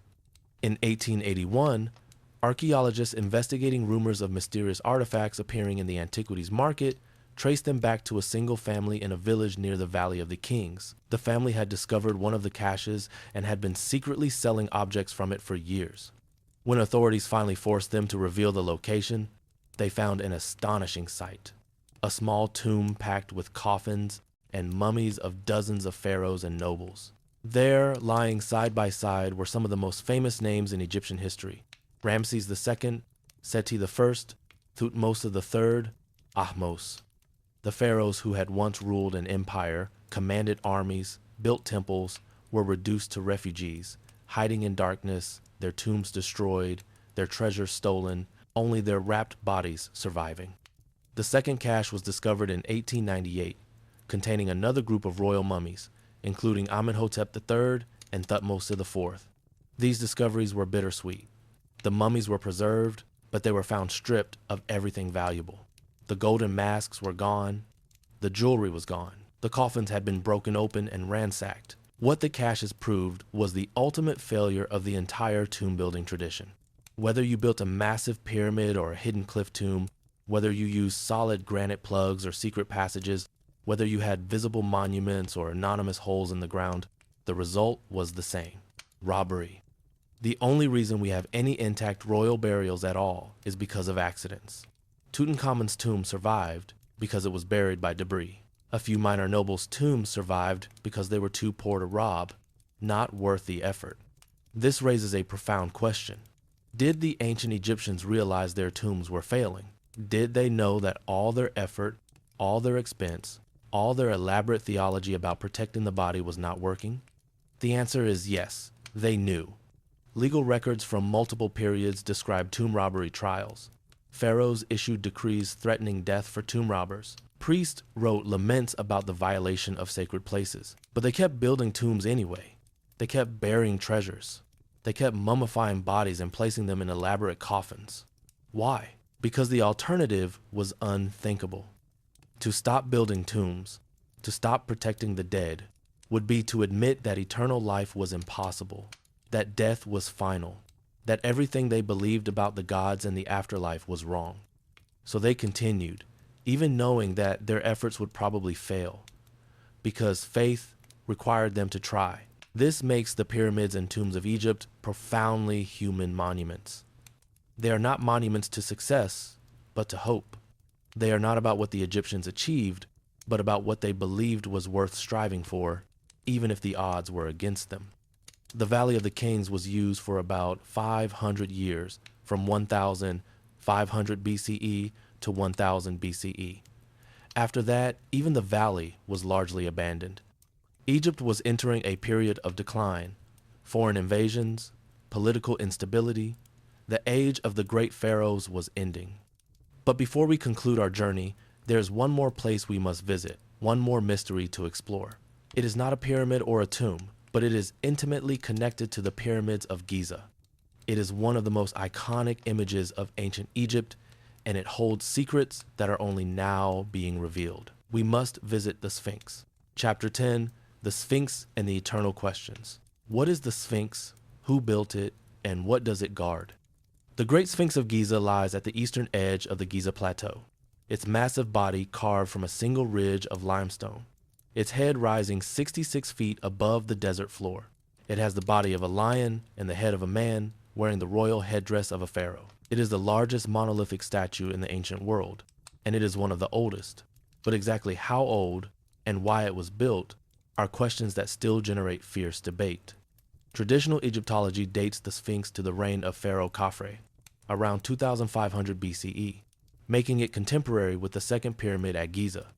The evidence for this includes the similarity between the Sphinx's face and statues of Khafre, and a stela placed between the Sphinx's paws by a later pharaoh that mentions Khafre in connection with the monument.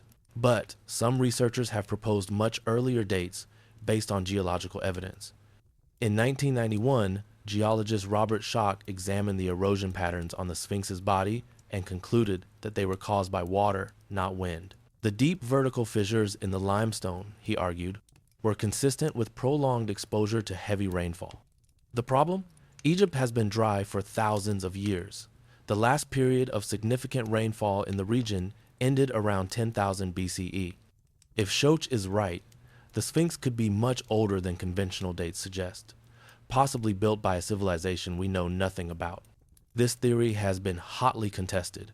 Most Egyptologists reject it, pointing out that the erosion could be explained by a combination of wind, humidity, and groundwater, and that there is no archaeological evidence for any advanced civilization in Egypt before the dynastic period. The debate continues, a reminder that even the most studied monuments can still hold mysteries. What we do know is that the Sphinx was carved from a limestone outcrop that was left over from the quarrying of blocks for the pyramids. Instead of cutting the entire outcrop into blocks, the builders saw the potential for something greater, a guardian statue, a symbol of royal power, combining human intelligence with leonine strength. The carving would have been an enormous project. Workers had to remove hundreds of thousands of tons of stone to shape the body, carefully sculpting the legs, paws, and body from the living rock. The head, being harder limestone, was carved more finely, with details of the face, the headdress, and a royal beard that has since broken away. Originally, the Sphinx was painted. Traces of red pigment have been found on the face, and blue and yellow on other parts of the body. Imagine encountering it when it was new, a massive red-faced lion with a golden headdress gleaming in the Egyptian sun. But almost from the moment it was completed, the Sphinx began to be buried by sand. The Giza Plateau is right at the edge of the desert, and wind constantly blows sand across it. Without regular clearing, the Sphinx can be buried up to its neck in just a few decades. This happened repeatedly throughout history. The Sphinx would be buried, then cleared, then buried again. Each time it was cleared, it was by a pharaoh or ruler who saw political value in restoring this ancient monument. One of the most famous clearings was by Thutmose IV around 1400 BCE. According to a stela he erected, Thutmose was a prince who fell asleep in the shadow of the Sphinx while hunting. In his dream, the Sphinx spoke to him, promising that he would become pharaoh if he cleared away the sand. Thutmose did so, became pharaoh, and recorded the event on stone. This story tells us that even in ancient Egypt, the Sphinx was already ancient, mysterious, and associated with divine power and prophecy. The Sphinx was cleared again by the Romans, who were fascinated by all things Egyptian. The Emperor Nero visited Egypt and ordered the Sphinx excavated. But after Rome fell, the Sphinx was buried again for over 1,000 years. Arab historians in the medieval period wrote about the Sphinx with a mixture of awe and fear. Some called it the father of terror. Others told stories of magic powers, of treasure hidden beneath it, of curses protecting it. One particularly destructive story involves a Sufi Muslim named Muhammad Sayyam al-Dar who, in 1378 CE, was horrified to see local people making offerings to the Sphinx, treating it as an idol. He took a chisel and hammer and destroyed the Sphinx's nose. This story may or may not be true. Sketches of the Sphinx from before 1378 already show the nose missing, suggesting the damage happened earlier, possibly from natural erosion or from target practice by Mamluk soldiers. But the story persists, showing how the Sphinx has always been a focus for religious and cultural tensions. The Sphinx was finally fully excavated by French and Egyptian teams between 1925 and 1936, and it has been kept clear ever since, though constant conservation work is needed to prevent further erosion. Modern studies using ground-penetrating radar and seismic surveys have detected anomalies beneath and around the Sphinx, possible chambers or passages. These discoveries have fueled speculation about hidden rooms, secret treasure chambers, or lost records of ancient knowledge. In the 1990 seconds, Egyptian authorities gave permission for limited exploration. A team used a small robot to explore a narrow shaft descending from the back of the Sphinx. The shaft went down about 10 feet and then made a sharp turn. The robot could not navigate the turn.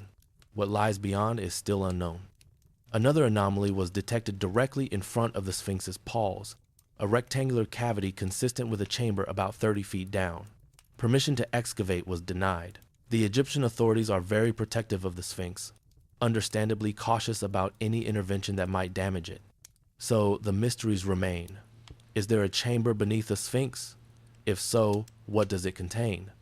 Is it just an empty cavity, or could it hold something significant? Some researchers believe the Sphinx was part of a larger complex, a temple or ceremonial center connected to the pyramids. The Sphinx does face east, directly toward the rising sun at the equinox. This alignment suggests it had an astronomical and religious function, perhaps serving as a marker for ceremonies celebrating the sun's rebirth each day. There are two temples in front of the Sphinx Temple and the Valley Temple, both built from massive limestone blocks. These temples have no inscriptions, no decorations, just huge megalithic blocks fitted together with incredible precision. They are among the most enigmatic structures at Giza. The function of these temples is unclear. They may have been used for mummification rituals, for purification ceremonies, or for some other religious purpose we do not fully understand. What is clear is that they were important enough to warrant enormous investment in construction. The Sphinx, the temples, and the pyramids together create a sacred landscape, a carefully designed complex aligned with astronomical events and religious symbolism. Giza is not just a cemetery. It is a monument to the Egyptian understanding of the cosmos, of death and rebirth, of the eternal cycle of the sun. Standing before the Sphinx today, you are face to face with over 4,000 years of history. You are looking at something that was already ancient when Tutankhamun was young, that was already a tourist attraction when the Romans ruled Egypt, that has witnessed the rise and fall of countless civilizations. The Sphinx has seen Alexander the Great, Julius Caesar, Napoleon, countless pilgrims, tourists, archaeologists, and dreamers. It has been worshipped, feared, forgotten, rediscovered, studied, and photographed millions of times. And yet it still keeps its secrets. We still do not know exactly when it was built, exactly who built it, exactly what it symbolized. We can make educated guesses, but certainty eludes us. This is the ultimate lesson of the pyramids and the Sphinx. They are monuments that transcend complete understanding. We can measure them, study them, excavate around them, but we can never fully recover what they meant to the people who built them. The ancient Egyptians are gone. Their language was dead for over 1,000 years before we rediscovered how to read it. Their religion is extinct. Their way of seeing the world, their understanding of life and death, is separated from us by an unbridgeable gulf of time and cultural change. What we have are these monuments, stone witnesses to a vanished world. They tell us that humans have always struggled with mortality, always sought meaning beyond death, always reached for eternity, even knowing it might be impossible. The pyramids were built to last forever, and in a sense, they have succeeded. Not because they protected their pharaohs, they did not. Not because they preserved treasures, those are long gone. But because they stand as permanent statements that humans were here, that we built, that we dreamed, that we tried to touch the eternal. Every civilization builds monuments, but few have built anything as enduring as the pyramids. When humans finally visit Mars, when we establish colonies on other worlds, when our civilization spreads beyond Earth, the pyramids will still be standing in the Egyptian desert, waiting, watching, keeping their secrets. Future archaeologists, perhaps not even human, might one day explore the pyramids with technologies we cannot imagine. They might finally map every hidden chamber, read every eroded inscription, solve every mystery we have struggled with. Or perhaps not. Perhaps some mysteries are meant to remain unsolved, some secrets meant to stay hidden, some questions meant to endure without answers. The pyramids ask us, what does it mean to be human? What lies beyond death? How do we make meaning in a universe that will eventually erase everything we build?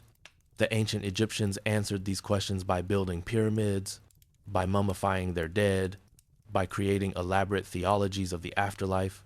We answer them differently, with different religions, different philosophies, different monuments. But the questions remain the same, echoing across millennia, whispered by the wind that blows endlessly across the desert, carrying sand that slowly, grain by grain, buries and reveals, hides and exposes the eternal stones of Egypt. Inside the pyramids of Egypt, we find more than chambers and corridors. We find ourselves reflected in stone. We find the hopes and fears of people who lived and died thousands of years ago. People who were not so different from us, who loved and lost, who feared death and hoped for something beyond it, who built monuments to eternity and left them for us to ponder. This is what lies inside the pyramids. Not just stone and mathematics and clever engineering, but the human spirit crystallized in architecture. The desire for immortality made manifest in millions of tons of limestone. The question every person must eventually face: what happens when we die? The ancient Egyptians built their answer. The pyramids are their response, standing in the desert, waiting for us to understand. And now, our journey is complete. We have walked through the descending passages, climbed the grand gallery, stood in the king's chamber, read the pyramid texts, explored hidden tombs, confronted curses both real and imagined, understood how the pyramids were built, and finally gazed into the eyes of the Sphinx. We have traveled 4,000 years through stone and time, from the step pyramid of Djoser to the Valley of the Kings, from the mistakes of the bent pyramid to the perfection of the Great Pyramid, from the confidence of the Old Kingdom to the desperation of tomb robbers in later ages. The pyramids stand, they endure, and they will continue to stand long after we are gone. Monuments not just to the pharaohs who built them, but to the human drive to create, to remember, to reach beyond the limits of mortality towards something eternal. This is the story of what lies inside the pyramids of Egypt. Not just chambers and passages, not just stone and mathematics, but something far more profound. The crystallized hopes and dreams of a civilization that believed death was not the end, but a doorway to eternity. And in that belief, in that magnificent, doomed, beautiful attempt to conquer death through architecture, we see ourselves. We see the eternal human struggle against time, against oblivion, against the inevitable end. The pyramids lost that battle. The bodies they protected are gone. The treasures are stolen. The souls they were meant to guide have long since made whatever journey they were destined to make. But the pyramids themselves remain, and in their permanence, they have achieved a kind of victory. They have made their builders immortal in human memory. They have given us stories, mysteries, wonders that will endure as long as human civilization exists. And perhaps, in the end, that is the real magic of the pyramids. Not that they protected the dead, but that they speak to the living, across millennia, telling us that we are part of something larger, something older, something that connects us to every human who has ever lived and wondered and hoped for something beyond this brief moment we call life. Inside the pyramids of Egypt, we find ourselves, and that is the greatest treasure of all. But our journey does not end here. There are still more secrets waiting to be uncovered, more stories hidden in the stone, more questions that demand answers. Let us venture deeper into the mysteries that continue to puzzle researchers today. What about the other pyramids scattered across Egypt? What about the thousands of workers who gave their lives to these projects?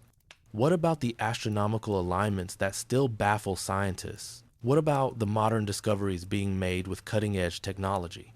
The story of the pyramids is far from over.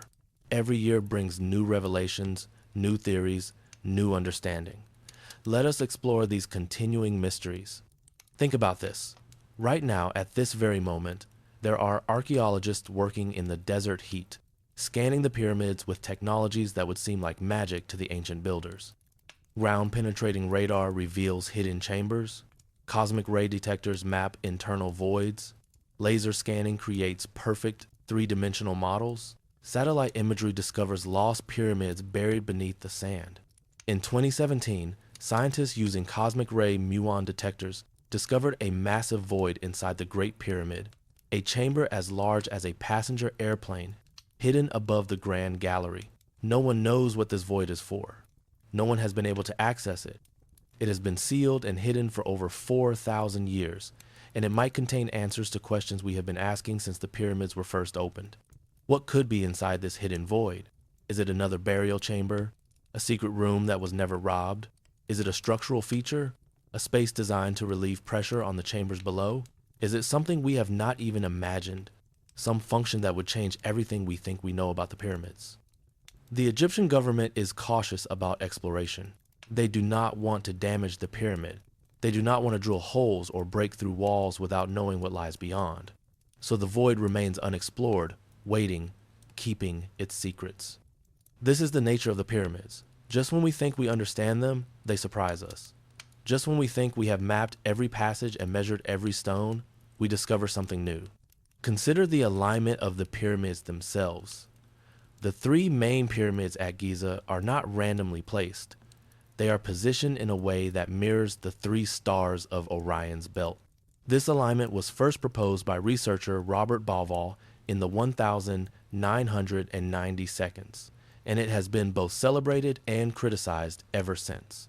The theory suggests that the ancient Egyptians built the pyramids to create a mirror of the heavens on Earth. Orion was associated with Osiris, the god of the afterlife. By aligning the pyramids with Orion's belt, the builders were creating a gateway to the stars, a physical representation of the celestial realm where the pharaoh's soul would dwell. Skeptics point out that the alignment is not perfect, that you have to view Orion from a specific angle and at a specific time in history for the correlation to work. But supporters argue that the ancient Egyptians were sophisticated enough to account for the precession of the equinoxes, the slow wobble of Earth's axis that changes how we see the stars over thousands of years. Whether you believe the Orion correlation theory or not, it raises an important question. How much astronomical knowledge did the ancient Egyptians really have? We know they tracked the stars carefully. We know they based their calendar on the heliacal rising of Sirius, the brightest star in the night sky, which coincided with the annual flooding of the Nile. We know they oriented their temples and monuments to celestial events. We know they saw the sky as a map of divine forces. But did they understand the true nature of the cosmos? Did they know that Earth is a sphere rotating in space? Did they grasp the vast distances to the stars? Did they have knowledge that was later lost? Some researchers have suggested that the pyramids encode sophisticated mathematical and astronomical knowledge. The ratio of the pyramid's height to its base perimeter approximates pi. The internal measurements seem to relate to the size of the Earth. The shafts point to specific stars with precision that suggests detailed astronomical observation. Others argue that we are seeing patterns that are not really there, that we are projecting our modern knowledge onto ancient structures, finding what we want to find rather than what the builders intended. The debate continues, as passionate today as it was when the pyramids were first seriously studied in the 1800s. Let us think about the human cost of building the pyramids. We have talked about the workers, about their villages, about their pride in their work. But what was it really like to spend your life moving stones in the desert heat? Imagine being a young farmer, maybe 20 years old, arriving at Giza for your first season of labor. You have never been away from your village before. You have never seen anything larger than a 2-story mud brick building. And now you stand before this massive pyramid, already hundreds of feet tall and still growing, a mountain of white stone that seems to touch the sky. You are assigned to a crew, given a number, shown where you will sleep in the workers' barracks. The barracks are long mud brick buildings, each housing hundreds of men. You sleep on a mat on the floor, surrounded by strangers who speak with different accents, who come from villages up and down the Nile. Before dawn, you wake to the sound of a supervisor calling out. You stumble outside, still half asleep, and join the line for bread and beer. The bread is coarse but filling. The beer is thick and nutritious, more like liquid bread than the beer we know today. This is your breakfast. This is what will fuel you through the long day ahead. As the sun rises, you walk to the quarry with your crew. The quarry is a massive rectangular pit carved into the limestone plateau. Hundreds of men are already at work, hammering copper chisels into the stone, creating lines of holes that will split the rock along predetermined fractures.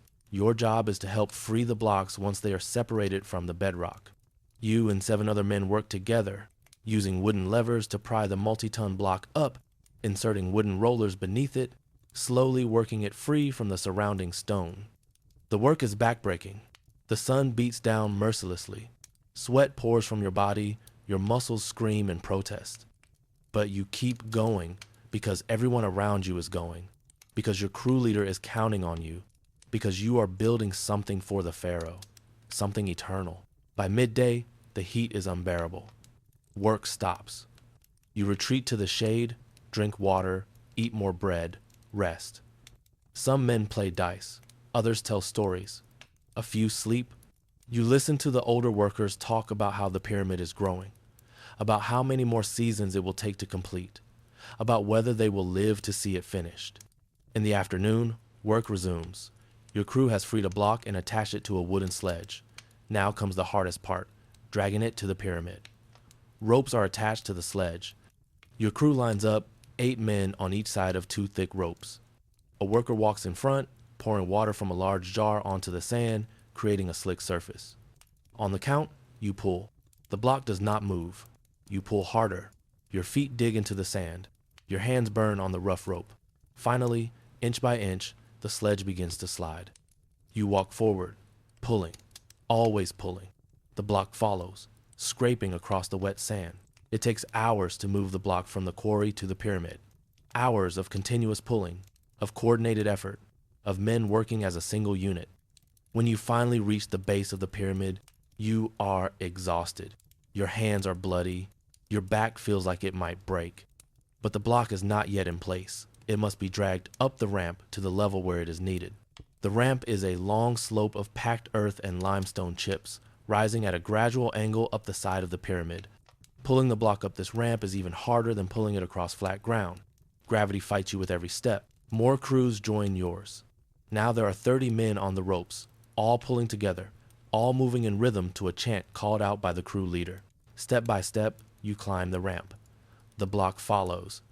Below you, the entire Giza plateau spreads out. The workers' village, the other pyramids, the Nile glittering in the distance. Finally, you reach the top of the ramp. The block is maneuvered into position. Skilled stonemasons take over, using copper tools and stone pounders to dress the block's surfaces, making them perfectly smooth and square. They fit the block into place with such precision that no mortar is needed. The stones hold each other through sheer weight and perfect cutting. Your work is done for the day. You descend the ramp, tired beyond measure. At the workers' village, you receive your evening meal: bread, beer, onions, vegetables, and today, as a special reward for moving a block all the way to the pyramid, a portion of roasted beef, meat, real meat. You eat it slowly, savoring every bite. After dinner, you sit with your crew around a small fire. Someone produces a board game, Senet, and you play a few rounds. Someone else tells a story about the gods, about how Ra battles Apophis every night to bring the dawn. You laugh at jokes, complain about sore muscles, talk about the villages you came from and when you will return home. When you finally lie down on your mat to sleep, your body aches in 1,000 places, but you also feel something else: pride. Today, you moved a piece of eternity into place. Today, you helped build a stairway to the stars. Today, you did something that will last forever. This was the life of a pyramid builder. This was repeated thousands of times by thousands of men over decades of continuous work. This is how the pyramids were built, not by magic or lost technology, but by human effort, human sweat, human determination. And here is something remarkable. We are still building pyramids today, in a sense. We are still creating monuments that we hope will outlast us. We build skyscrapers that touch the clouds. We send spacecraft to other planets. We create works of art, literature, music that we hope will be remembered centuries from now. The desire to create something permanent, something that transcends our brief lives, is fundamental to being human. The ancient Egyptians felt it. We feel it. Future generations will feel it. The pyramids speak to this eternal human drive. They stand as proof that we can accomplish extraordinary things when we work together toward a shared vision. They remind us that the things we build with love, skill, and dedication can outlast empires. Let us think about the materials used in pyramid construction. Limestone makes up most of the pyramid's mass, but other stones were used for specific purposes. Granite, the hardest stone available to the ancient Egyptians, was reserved for the most important chambers and for the outer casing of some pyramids.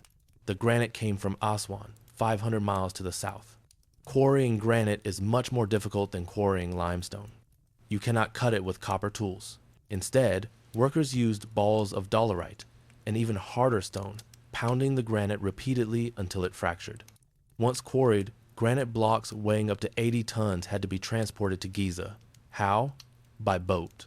The Nile was ancient Egypt's highway, and it flowed right past Aswan. Workers would drag the granite blocks to the river's edge, load them onto massive barges, and float them north to Giza.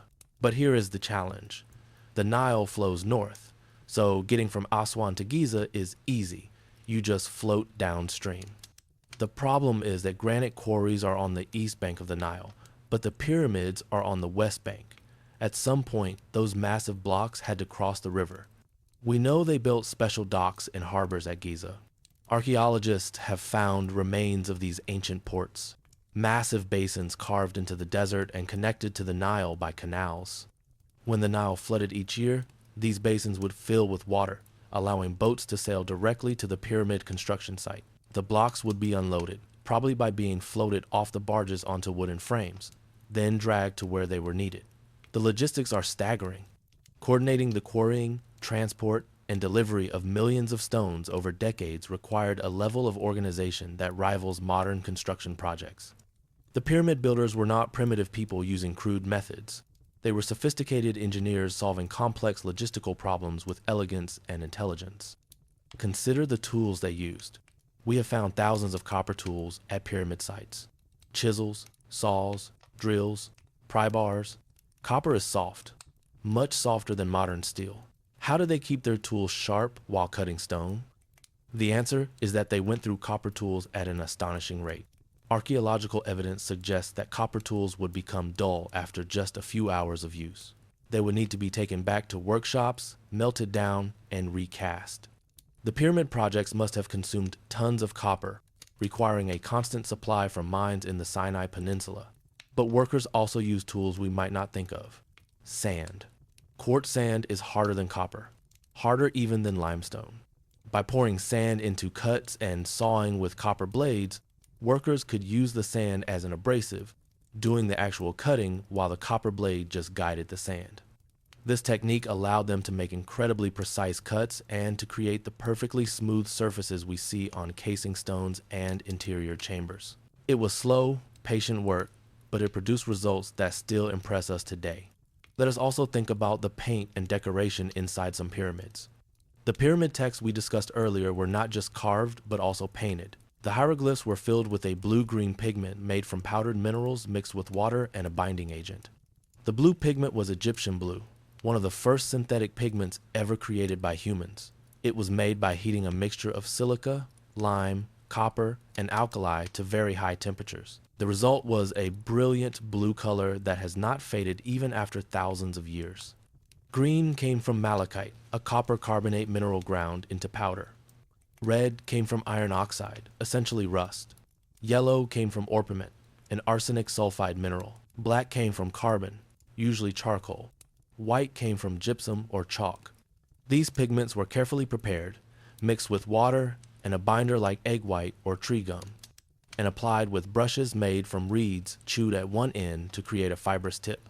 The artists who painted the hieroglyphs and ceiling decorations were skilled professionals who spent years mastering their craft. The survival of these pigments tells us something important about the interior environment of the pyramids. They are dark, dry, and have relatively stable temperature and humidity. These conditions have preserved the paint far better than if the pyramids had been exposed to light, moisture, and temperature fluctuations. This raises another question. Were the pyramids ever meant to be opened? Were they designed to be sealed forever? Or did the ancient Egyptians expect that future generations would enter them? The evidence suggests that once sealed, the pyramids were meant to remain closed for eternity. The massive granite plugs, the hidden passages, the lack of any obvious way to open the pyramid from outside all point to permanent closure. But the ancient Egyptians also believed that priests would need to make offerings at the pyramid temple for the pharaoh's ka to receive sustenance. These temples were outside the pyramid, accessible to priests who would perform daily rituals, recite prayers, and leave food offerings. So there was a distinction between the outer and inner spaces. The temple was for the living to honor the dead. The pyramid interior was for the dead alone, sealed and protected from the living world. When Al-Mamun and later explorers forced their way into the pyramids, they were doing something the builders never intended. They were violating the eternal seal, crossing a boundary that was meant to be absolute. In a sense, every person who enters a pyramid today is participating in an ongoing violation of ancient sacred space. We justify it by saying we are learning, preserving, studying. But from the ancient Egyptian perspective, we are no different from the tomb robbers who stripped the pyramids of their treasures. This ethical dilemma is central to modern archaeology. How do we balance the desire for knowledge with respect for ancient beliefs? How do we justify disturbing burials in the name of science? These are questions without easy answers. What we can say is that the pyramids have transcended their original purpose. They are no longer just royal tombs. They have become symbols of human achievement, monuments that belong to all humanity. The ancient Egyptians built them for their pharaohs, but they have gifted them to the world. Think about how many people have been inspired by the pyramids, how many architects have studied their proportions, how many engineers have marveled at their construction, how many artists have drawn or painted them, how many writers have set stories in their shadow. The pyramids have entered the collective imagination of humanity. They appear in movies, books, video games, and dreams. They are instantly recognizable, even to people who have never studied ancient Egypt. They represent mystery, grandeur, the achievements of the ancient world. In this way, the pyramids have achieved a kind of immortality that goes beyond their physical existence. They have become ideas, symbols, myths. Even if the physical structures were somehow destroyed, the pyramids would live on in human memory and culture. This is perhaps the ultimate success of the pyramid builders. They wanted to create something eternal, and they did. Not in the way they expected. The pyramids failed to protect the pharaohs' bodies. The treasures were stolen. The souls, if they existed, have long since journeyed wherever souls go. But the pyramids themselves, the physical structures and the ideas they represent, have become eternal. They have outlasted the civilization that built them. They have survived conquests, revolutions, the rise and fall of empires. They have witnessed the entire span of recorded history and will likely witness much more. When you stand before the Great Pyramid today, you are not just looking at an ancient tomb. You are looking at a message from the past, a message written in millions of tons of stone. The message says, we were here, we built this, we reached for the eternal. And in your response, in your awe and wonder, in your desire to understand and preserve these monuments, you are answering that message. You are saying, we remember, we honor what you built, we carry your legacy forward. This dialogue between past and present, between the builders and those who study their work, is what keeps the pyramids alive. Every archaeologist who carefully excavates a new chamber, every conservator who works to prevent erosion, every tour guide who explains the pyramids to visitors, every person who stands in awe before these monuments, they are all participating in the ongoing life of the pyramids. The story is not over. It continues every day. New discoveries are made. New theories are proposed. New technologies allow us to see things that previous generations could not see. Someday, perhaps soon, the hidden chamber in the Great Pyramid will be explored. Someday, we might find an intact burial in a pyramid we thought was empty. Someday, we might decode astronomical alignments that reveal knowledge we never suspected the ancient Egyptians possessed. Or perhaps the greatest mysteries will remain unsolved. preserved forever in stone and silence, challenging each generation to wonder, to question, to imagine. That would be fitting. The pyramids were built to inspire awe, and they still do. They were built to transcend understanding, and in many ways, they still do. They were built to last forever, and unless something catastrophic happens, they will. When our civilization is dust, when our cities have crumbled, when our names are forgotten, the pyramids will likely still stand, waiting for whatever comes next, ready to inspire wonder in beings we cannot imagine, telling the eternal story of humans who dared to build mountains, who reached for the stars, who tried to touch eternity. Inside the pyramids of Egypt, past and present meet. The ancient and the modern converge, the dead speak to the living. And in that conversation, we find not just knowledge about ancient Egypt, but knowledge about ourselves, about what it means to be human, about our endless desire to create, to remember, to last. This is the true treasure inside the pyramids. Not gold or jewels, though those were once there. Not mummies or artifacts, though those tell important stories. The real treasure is the connection across time, the recognition that the people who built these monuments were like us, driven by the same hopes and fears, facing the same fundamental questions about life and death and meaning. The pyramids are mirrors. When we look at them, we see ourselves reflected in stone. We see our own dreams of permanence, our own struggles against time, our own attempts to create something that will outlast our brief moment on Earth. And in seeing ourselves in the pyramids, we understand why they fascinate us so deeply. They are not alien artifacts from a lost civilization. They are profoundly human monuments, built by people who were not so different from us, who faced an infinite universe and responded by building something finite but magnificent, something limited but eternal, something impossible but real. The pyramids stand, they endure, they wait, and they will continue to stand, to endure, to wait long after we are gone. Testimony to the power of human imagination and the eternal human drive to create something that lasts. But before we close our journey, let us visit one more aspect of the pyramids that deserves our attention. The smaller pyramids, the forgotten pyramids, the failed experiments and abandoned projects that tell us so much about how pyramid building evolved. Not every pyramid was a success. Not every pharaoh completed their monument. Scattered across Egypt are dozens of pyramids in various states of completion. Some barely started, others half finished. Still, others collapsed into rubble.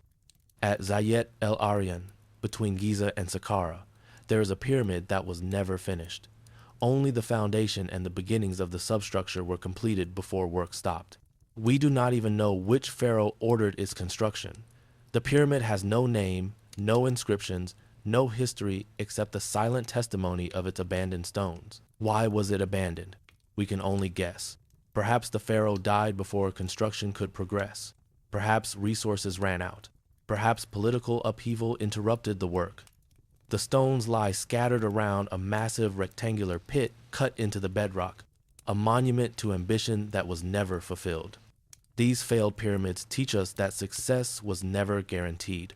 Building a pyramid was an enormous gamble, a project that could take decades and drain a kingdom's resources. If anything went wrong, if the pharaoh died young, if the economy collapsed, if war broke out, the pyramid would remain unfinished, a permanent reminder of failure. Some pharaohs started multiple pyramids. Sneferu, as we discussed, built 3. Some researchers believe he started a 4th at Meidum, but abandoned it when the bent pyramid ran into trouble. The pyramid at Meidum is a strange structure, looking today like a 3-step tower surrounded by a massive mound of rubble. What happened to the Meidum pyramid? The traditional explanation is that it was built as a step pyramid and later had its steps filled in to create smooth sides, but that the outer casing collapsed, possibly during construction or possibly centuries later. The collapse would have been sudden and catastrophic, millions of tons of stone sliding down the faces to create the rubble mound we see today. But some researchers question this explanation. They point out that if the casing had collapsed during ancient times, we would expect to find ancient reports of such a spectacular disaster. Instead, there is silence in the historical record. An alternative theory suggests that the outer casing was deliberately removed in ancient times for building material, and the rubble mound is simply the remains of the core structure. We may never know the truth. The Maiden Pyramid keeps its secrets, like so many others. There are also pyramids built for queens and royal family members. These are smaller than the pharaohs' pyramids, but no less significant. At Giza, there are 3 small pyramids next to Khufu's Great Pyramid, traditionally identified as belonging to his queens. These pyramids are about 1/10 the size of the Great Pyramid, but they still represent enormous investments of labor and resources. The queen's pyramids have their own burial chambers, their own passageways, their own sarcophagi. They were robbed just as thoroughly as the pharaohs' pyramids, stripped of everything valuable, leaving only empty stone chambers. Why did queens get separate pyramids instead of being buried with their husbands? The answer relates to ancient Egyptian theology. Each pyramid was a complete religious machine designed for one soul's journey to the afterlife.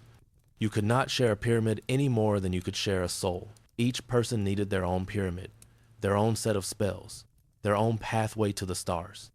This multiplication of pyramids across the landscape of ancient Egypt created a vast necropolis, a city of the dead that mirrored the cities of the living. At any given time during the Old Kingdom, multiple pyramids were under construction, employing tens of thousands of workers, consuming vast amounts of resources, dominating the Egyptian economy. The Pyramid Age represents one of the most extraordinary periods of sustained monumental construction in human history. For over 500 years, from the 3rd dynasty to the end of the 6th dynasty, Egypt built pyramids continuously. Generation after generation grew up seeing pyramids under construction, seeing new monuments rise, seeing old pharaohs buried and new ones crowned, each beginning their own pyramid as soon as they took the throne. This created a culture obsessed with death and the afterlife, yes, but also a culture that thought in terms of generations, centuries, millennia. When you are building something that will take 20 years to complete, you are thinking long term. When you are building something designed to last forever, you are stepping outside the normal human time scale, entering a realm of eternal time. This perspective, this long view, may be one of the most valuable lessons the pyramids teach us. In our modern world, we think in quarters, fiscal years, election cycles. We struggle to think even a decade ahead, let alone centuries. The ancient Egyptians thought in terms of eternity, and they built accordingly. What if we adopted that perspective? What if we built our cities, designed our institutions, managed our resources with the idea that they should last not just for our lifetimes, but for thousands of years? The pyramids challenge us to think bigger, to plan longer, to build for permanence rather than convenience. They remind us that humans are capable of extraordinary long-term thinking and execution when we set our minds to it. Of course, the pyramids also remind us of the costs of such thinking. The resources poured into pyramid construction could have been used for other purposes. The labor could have built irrigation systems, improved agriculture, developed new technologies. The focus on death and the afterlife may have come at the expense of improving life for the living. This is a debate that echoes down through history. Every civilization must balance investment in the present versus investment in legacy. Do you spend resources on immediate needs or on monuments that will outlast you?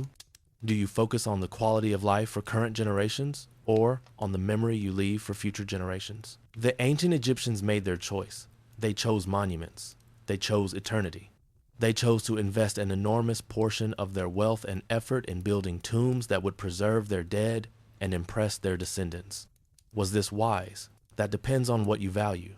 The pyramids did not make ancient Egyptians happier or healthier or longer lived, but they did make Egyptian civilization memorable.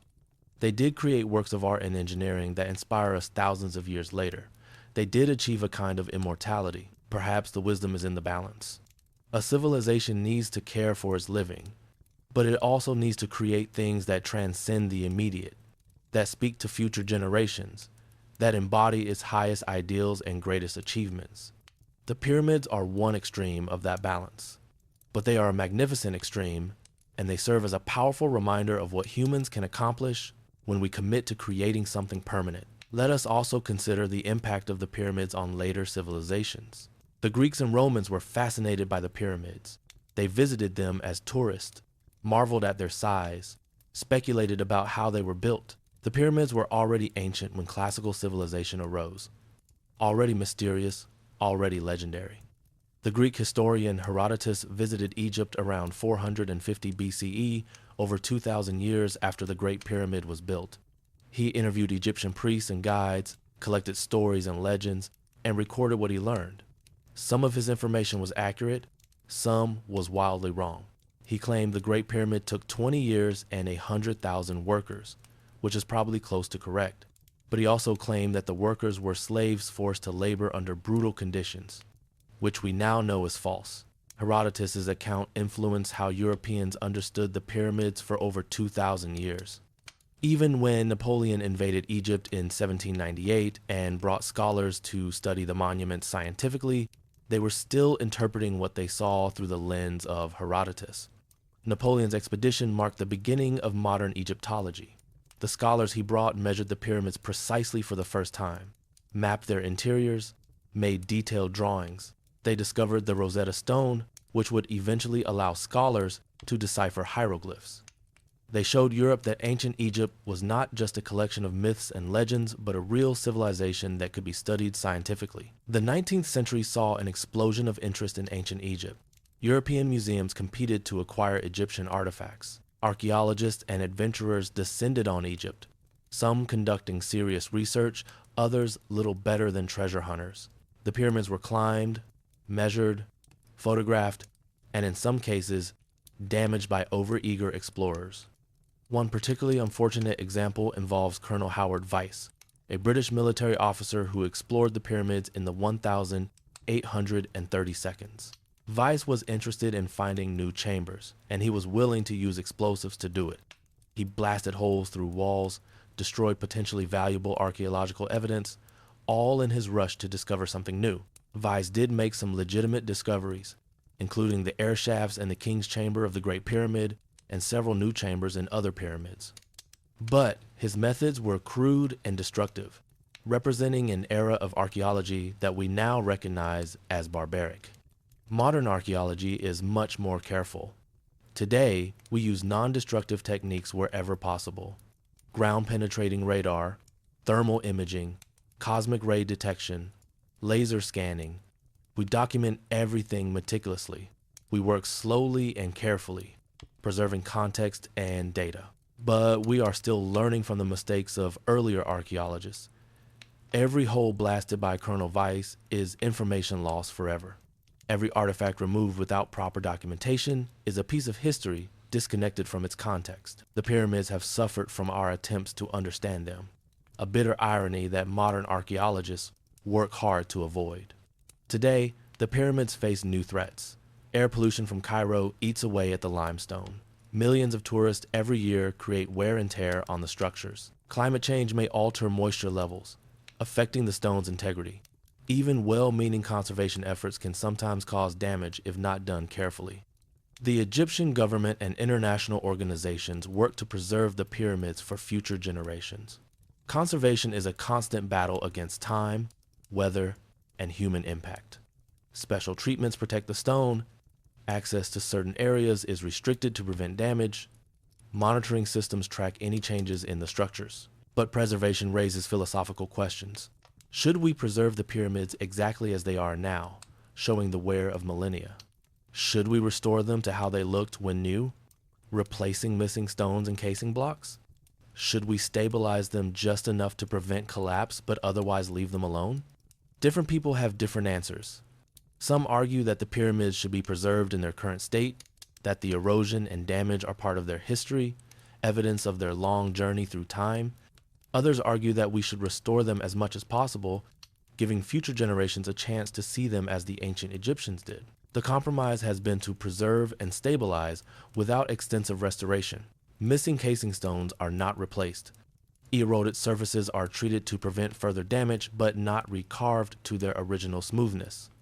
The pyramids are maintained as ancient ruins rather than rebuilt as new monuments. This approach respects both the pyramids' age and their integrity as historical artifacts. It allows them to continue telling their story of endurance through time, while ensuring that story can continue to be told for many more generations. Think about what the pyramids mean in the modern world. They are symbols of Egypt, appearing on currency, official seals, tourist posters. They represent ancient wisdom, mathematical precision, architectural genius. They inspire everything from New Age theories to science fiction stories. The pyramids have been co-opted by countless causes and beliefs. Some see them as energy generators or ancient power plants. Others claim they encode prophecies or secret messages. Still others believe they were built by aliens or lost civilizations like Atlantis. These alternative theories, though rejected by mainstream archaeology, reveal something important. The pyramids have escaped their original context and taken on new meanings in the modern imagination. They have become symbols onto which we project our own desires, fears, and beliefs. This is not necessarily bad. Symbols are powerful. They inspire us, challenge us, make us think. The fact that the pyramids continue to generate new theories and interpretations, however wild, shows that they remain alive in human culture, that they continue to matter. What is important is that we distinguish between symbolic meaning and historical fact. The pyramids can inspire us without being energy generators. They can amaze us without being built by aliens. Their real story, the story of humans achieving the extraordinary through organization, skill, and determination, is more impressive than any fantasy. As we conclude this journey through the pyramids of Egypt, let us return to where we started, standing in darkness, surrounded by thousands of years of stone, walking where pharaohs once walked. What have we learned? We have learned that the pyramids were not just tombs, but complex religious machines designed to launch the pharaoh's soul into the afterlife. We have learned that they were built by ordinary people doing extraordinary work, motivated by faith and pride. We have learned that they encoded sophisticated knowledge of mathematics and astronomy. We have learned that despite all their defenses, they were robbed, that they failed in their immediate purpose, but succeeded in their larger goal of making their builders immortal. We have learned that the pyramids evolved from the step pyramid of Djoser through the bent pyramid of Snefru to the perfection of Khufu's Great Pyramid. We have learned that pyramid building eventually stopped, replaced by hidden tombs in the Valley of the Kings, but that these too were robbed. We have learned that the pyramids still hold mysteries, hidden chambers waiting to be explored, alignments that may encode knowledge we have not yet discovered, questions that may never be fully answered. Most importantly, we have learned that the pyramids are profoundly human monuments, built by people like us, for reasons we can understand even if we do not share them. They speak across the millennia about the universal human experiences of mortality, the desire for legacy, the need to create meaning in the face of death.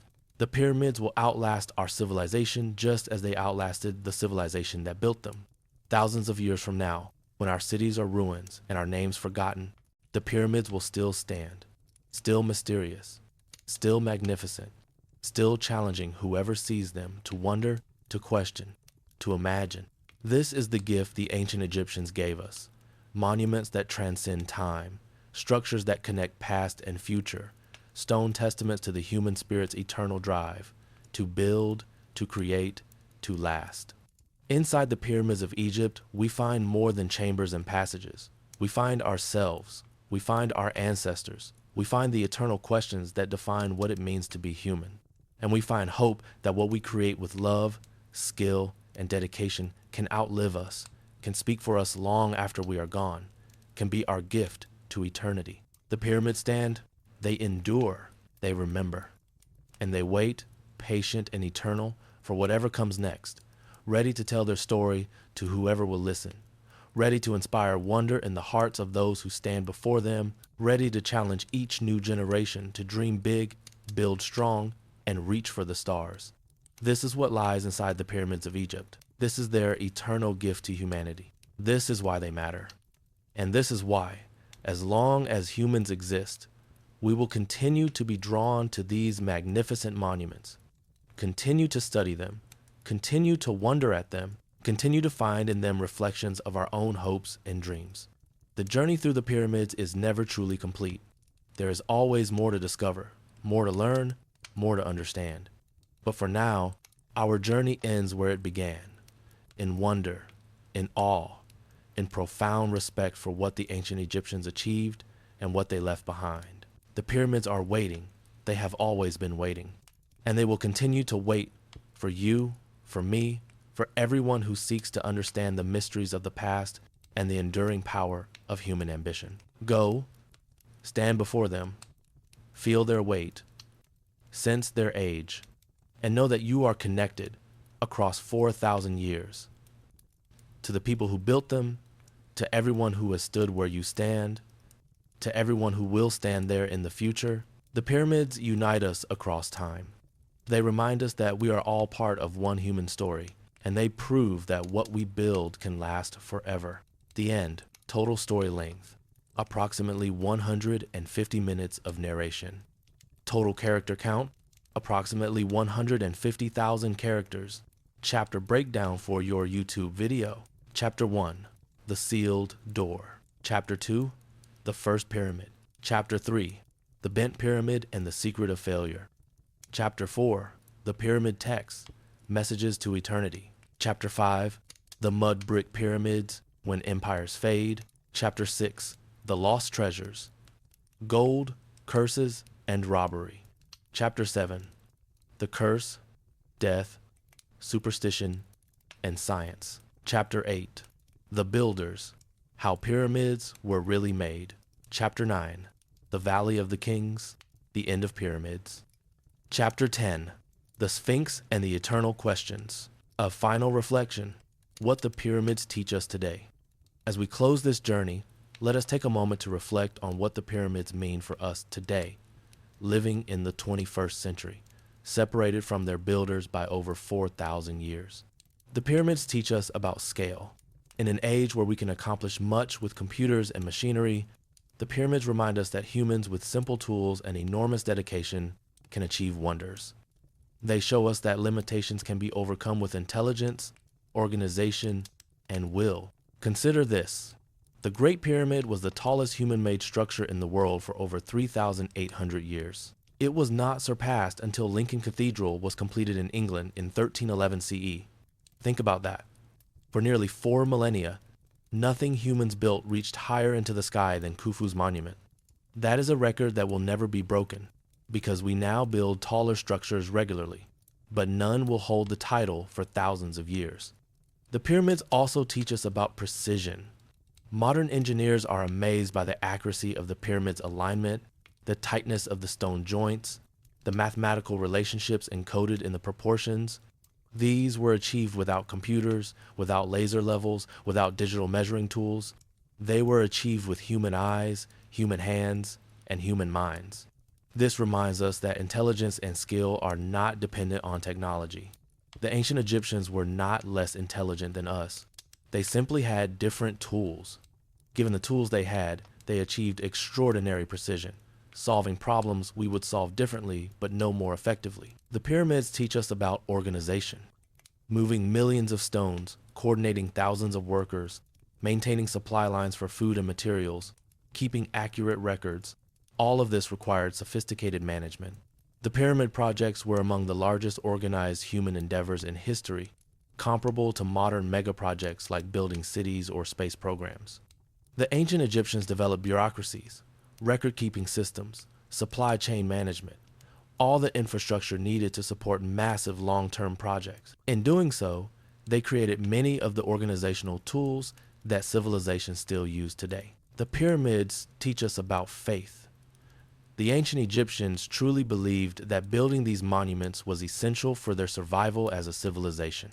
They believed the pharaoh's successful journey to the afterlife would ensure the Nile's floods, the harvest's abundance, the kingdom's prosperity. This belief motivated them to invest enormous resources over generations. We may not share their specific beliefs, but we can recognize the power of shared purpose. When people work together toward a common goal, believing deeply in its importance, they can achieve extraordinary things. The pyramids are monuments to the power of collective faith and effort. The pyramids teach us about mortality. They were built to defeat death, to ensure eternal life for the pharaohs. In this, they failed. The bodies are gone. The souls, if they ever existed as the Egyptians believed, have long since moved on. Death won, as death always wins. But the pyramids themselves achieved a kind of immortality. They have outlasted everything else from their era. The kings are dead, but we remember their names because their pyramids still stand. The civilization is gone, but its monuments remain. In trying to conquer death, the Egyptians created something that transcends individual mortality, something that carries their memory forward across millennia. This is a lesson for all of us. We cannot avoid death, but we can create things that outlast us. We can leave legacies, build structures, create art, write words, teach ideas that continue after we are gone. The pyramids show us that what we build can be our eternal voice, speaking for us long after we can no longer speak for ourselves. The pyramids teach us about mystery. Despite all our study, all our technology, all our scientific analysis, the pyramids still hold secrets. We still do not fully understand how they were built. We still discover new chambers. We still debate their astronomical alignments and mathematical properties. This reminds us that knowledge is never complete. There is always more to learn, always mysteries waiting to be solved. The pyramids challenge us to remain curious, to keep questioning, to never assume we have all the answers. The pyramids teach us about permanence in an impermanent world. Everything changes. Empires rise and fall. Languages are born and die. Religions transform. Technologies advance. But the pyramids endure. They are fixed points in a changing world, constants we can measure change against. In our modern world, where everything seems temporary, where buildings are demolished after decades, where technology becomes obsolete in years, where even ideas and beliefs seem to shift constantly, the pyramids remind us that it is possible to create something permanent, something that resists the flow of time. The pyramids teach us about beauty. Yes, they are functional structures, designed for specific religious purposes, but they are also works of art, shaped with an eye for proportion, symmetry, and aesthetic impact. The ancient Egyptians did not just build functional tombs, they built beautiful monuments that inspire awe. This teaches us that utility and beauty are not opposed. We can create things that are both functional and magnificent, that serve practical purposes while also elevating the human spirit. The pyramids show us that our greatest works combine purpose with beauty, function with art. The pyramids teach us about cultural continuity. For over 500 years, Egypt built pyramids. Generation after generation maintained the tradition, refined the techniques, pursued the same basic goal. This continuity created a stable civilization that endured for thousands of years. In our modern world, where change is constant and rapid, where each generation rejects what came before, the pyramids remind us of the value of continuity, of building on what previous generations achieved rather than starting over each time. The pyramids teach us about ambition. The pharaohs did not think small. They did not build modest tombs. They built mountains. They reached for the impossible and achieved it. This audacity, this willingness to attempt the extraordinary, is what enabled their civilization to create wonders. We need that ambition today. We face challenges that require thinking big, planning long-term, committing to projects that may take generations to complete. Climate change, space exploration, curing diseases, building sustainable civilizations, these are our pyramids. The ancient Egyptians show us that humanity is capable of sustained effort toward ambitious goals. The pyramids teach us about failure. Not every pyramid was completed. Not every pharaoh achieved his monument. The tombs were robbed. The bodies were destroyed. In many ways, the pyramid project failed, but the failure does not diminish the achievement. The pyramids teach us that it is worth attempting great things even if we might fail, that the attempt itself has value, that partial success is better than never trying. They show us that failure is not the end of the story, that what survives failure can sometimes be more meaningful than easy success. The pyramids teach us about legacy. What do we want to leave behind? What do we want future generations to remember about us? The ancient Egyptians chose to leave monuments, to invest their wealth and effort in structures that would outlast them. We make different choices, but the question remains the same. Our legacy might be children raised well, ideas contributed, problems solved, beauty created, knowledge advanced. Whatever form it takes, the pyramids remind us that legacy matters, that what we leave behind is important, that we are part of a chain connecting past and future. The pyramids teach us about wonder. When you stand before the Great Pyramid, you cannot help but feel awe.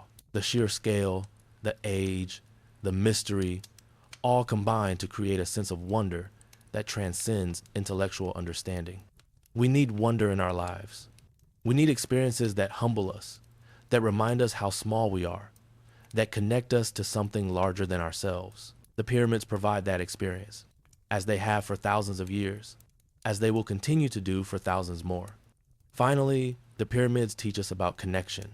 They connect us to our past, to the long chain of human civilization. They connect us to people who lived and died millennia ago, but who were fundamentally like us, who faced the same questions about life and death and meaning. When you touch a stone in a pyramid, you are touching something that human hands shaped 4,000 years ago. You are connected across that vast span of time to the workers who quarried that stone, who dragged it into place, who fitted it perfectly into the structure. You are part of their story, and they are part of yours. This connection across time is perhaps the pyramid's greatest gift. They remind us that we are not alone, not isolated in our brief moment. We are part of humanity's long story, inheritors of everything that came before, ancestors to everything that will come after. The pyramids stand as witnesses to that story. They have watched civilizations rise and fall. They have seen the best and worst of humanity. They have endured when everything else crumbled.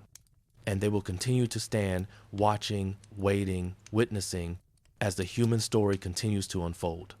So what lies inside the pyramids of Egypt? Stone and mathematics? Certainly. Ancient bones and stolen treasures? Once upon a time. Mysteries and secrets? Still waiting to be discovered. But more than that, inside the pyramids lies a mirror. When we explore them, we are exploring ourselves, our capabilities, our limits, our dreams, our fears. We are asking the same questions the ancient Egyptians asked. What happens when we die? How do we make meaning? What lasts? What matters? The pyramids do not give us final answers to these questions, but they give us something equally valuable. The knowledge that humans have always asked these questions, have always struggled with them, have always tried to answer them through the things we build and create. We are not alone in our questions. We are part of a conversation that has lasted thousands of years, a dialogue between generations about what it means to be human, to be mortal, to be alive in an infinite universe. The pyramids are our invitation to join that conversation, to add our voice to the chorus of human wondering that echoes across the millennia. And so our journey ends, but the story continues. The pyramids wait in the desert, patient as always, ready for the next explorer, the next questioner, the next person who looks at them and wonders, and in wondering, connects to the eternal human story. May you find your own meaning in the pyramids. May they inspire you as they have inspired millions before you. May they challenge you to dream bigger, think longer, build better. May they remind you that you are part of something vast and ancient and ongoing. The human drive to create, to question, to reach for eternity. The pyramids endure. So does the human spirit they represent. And so, if we are wise and lucky, will we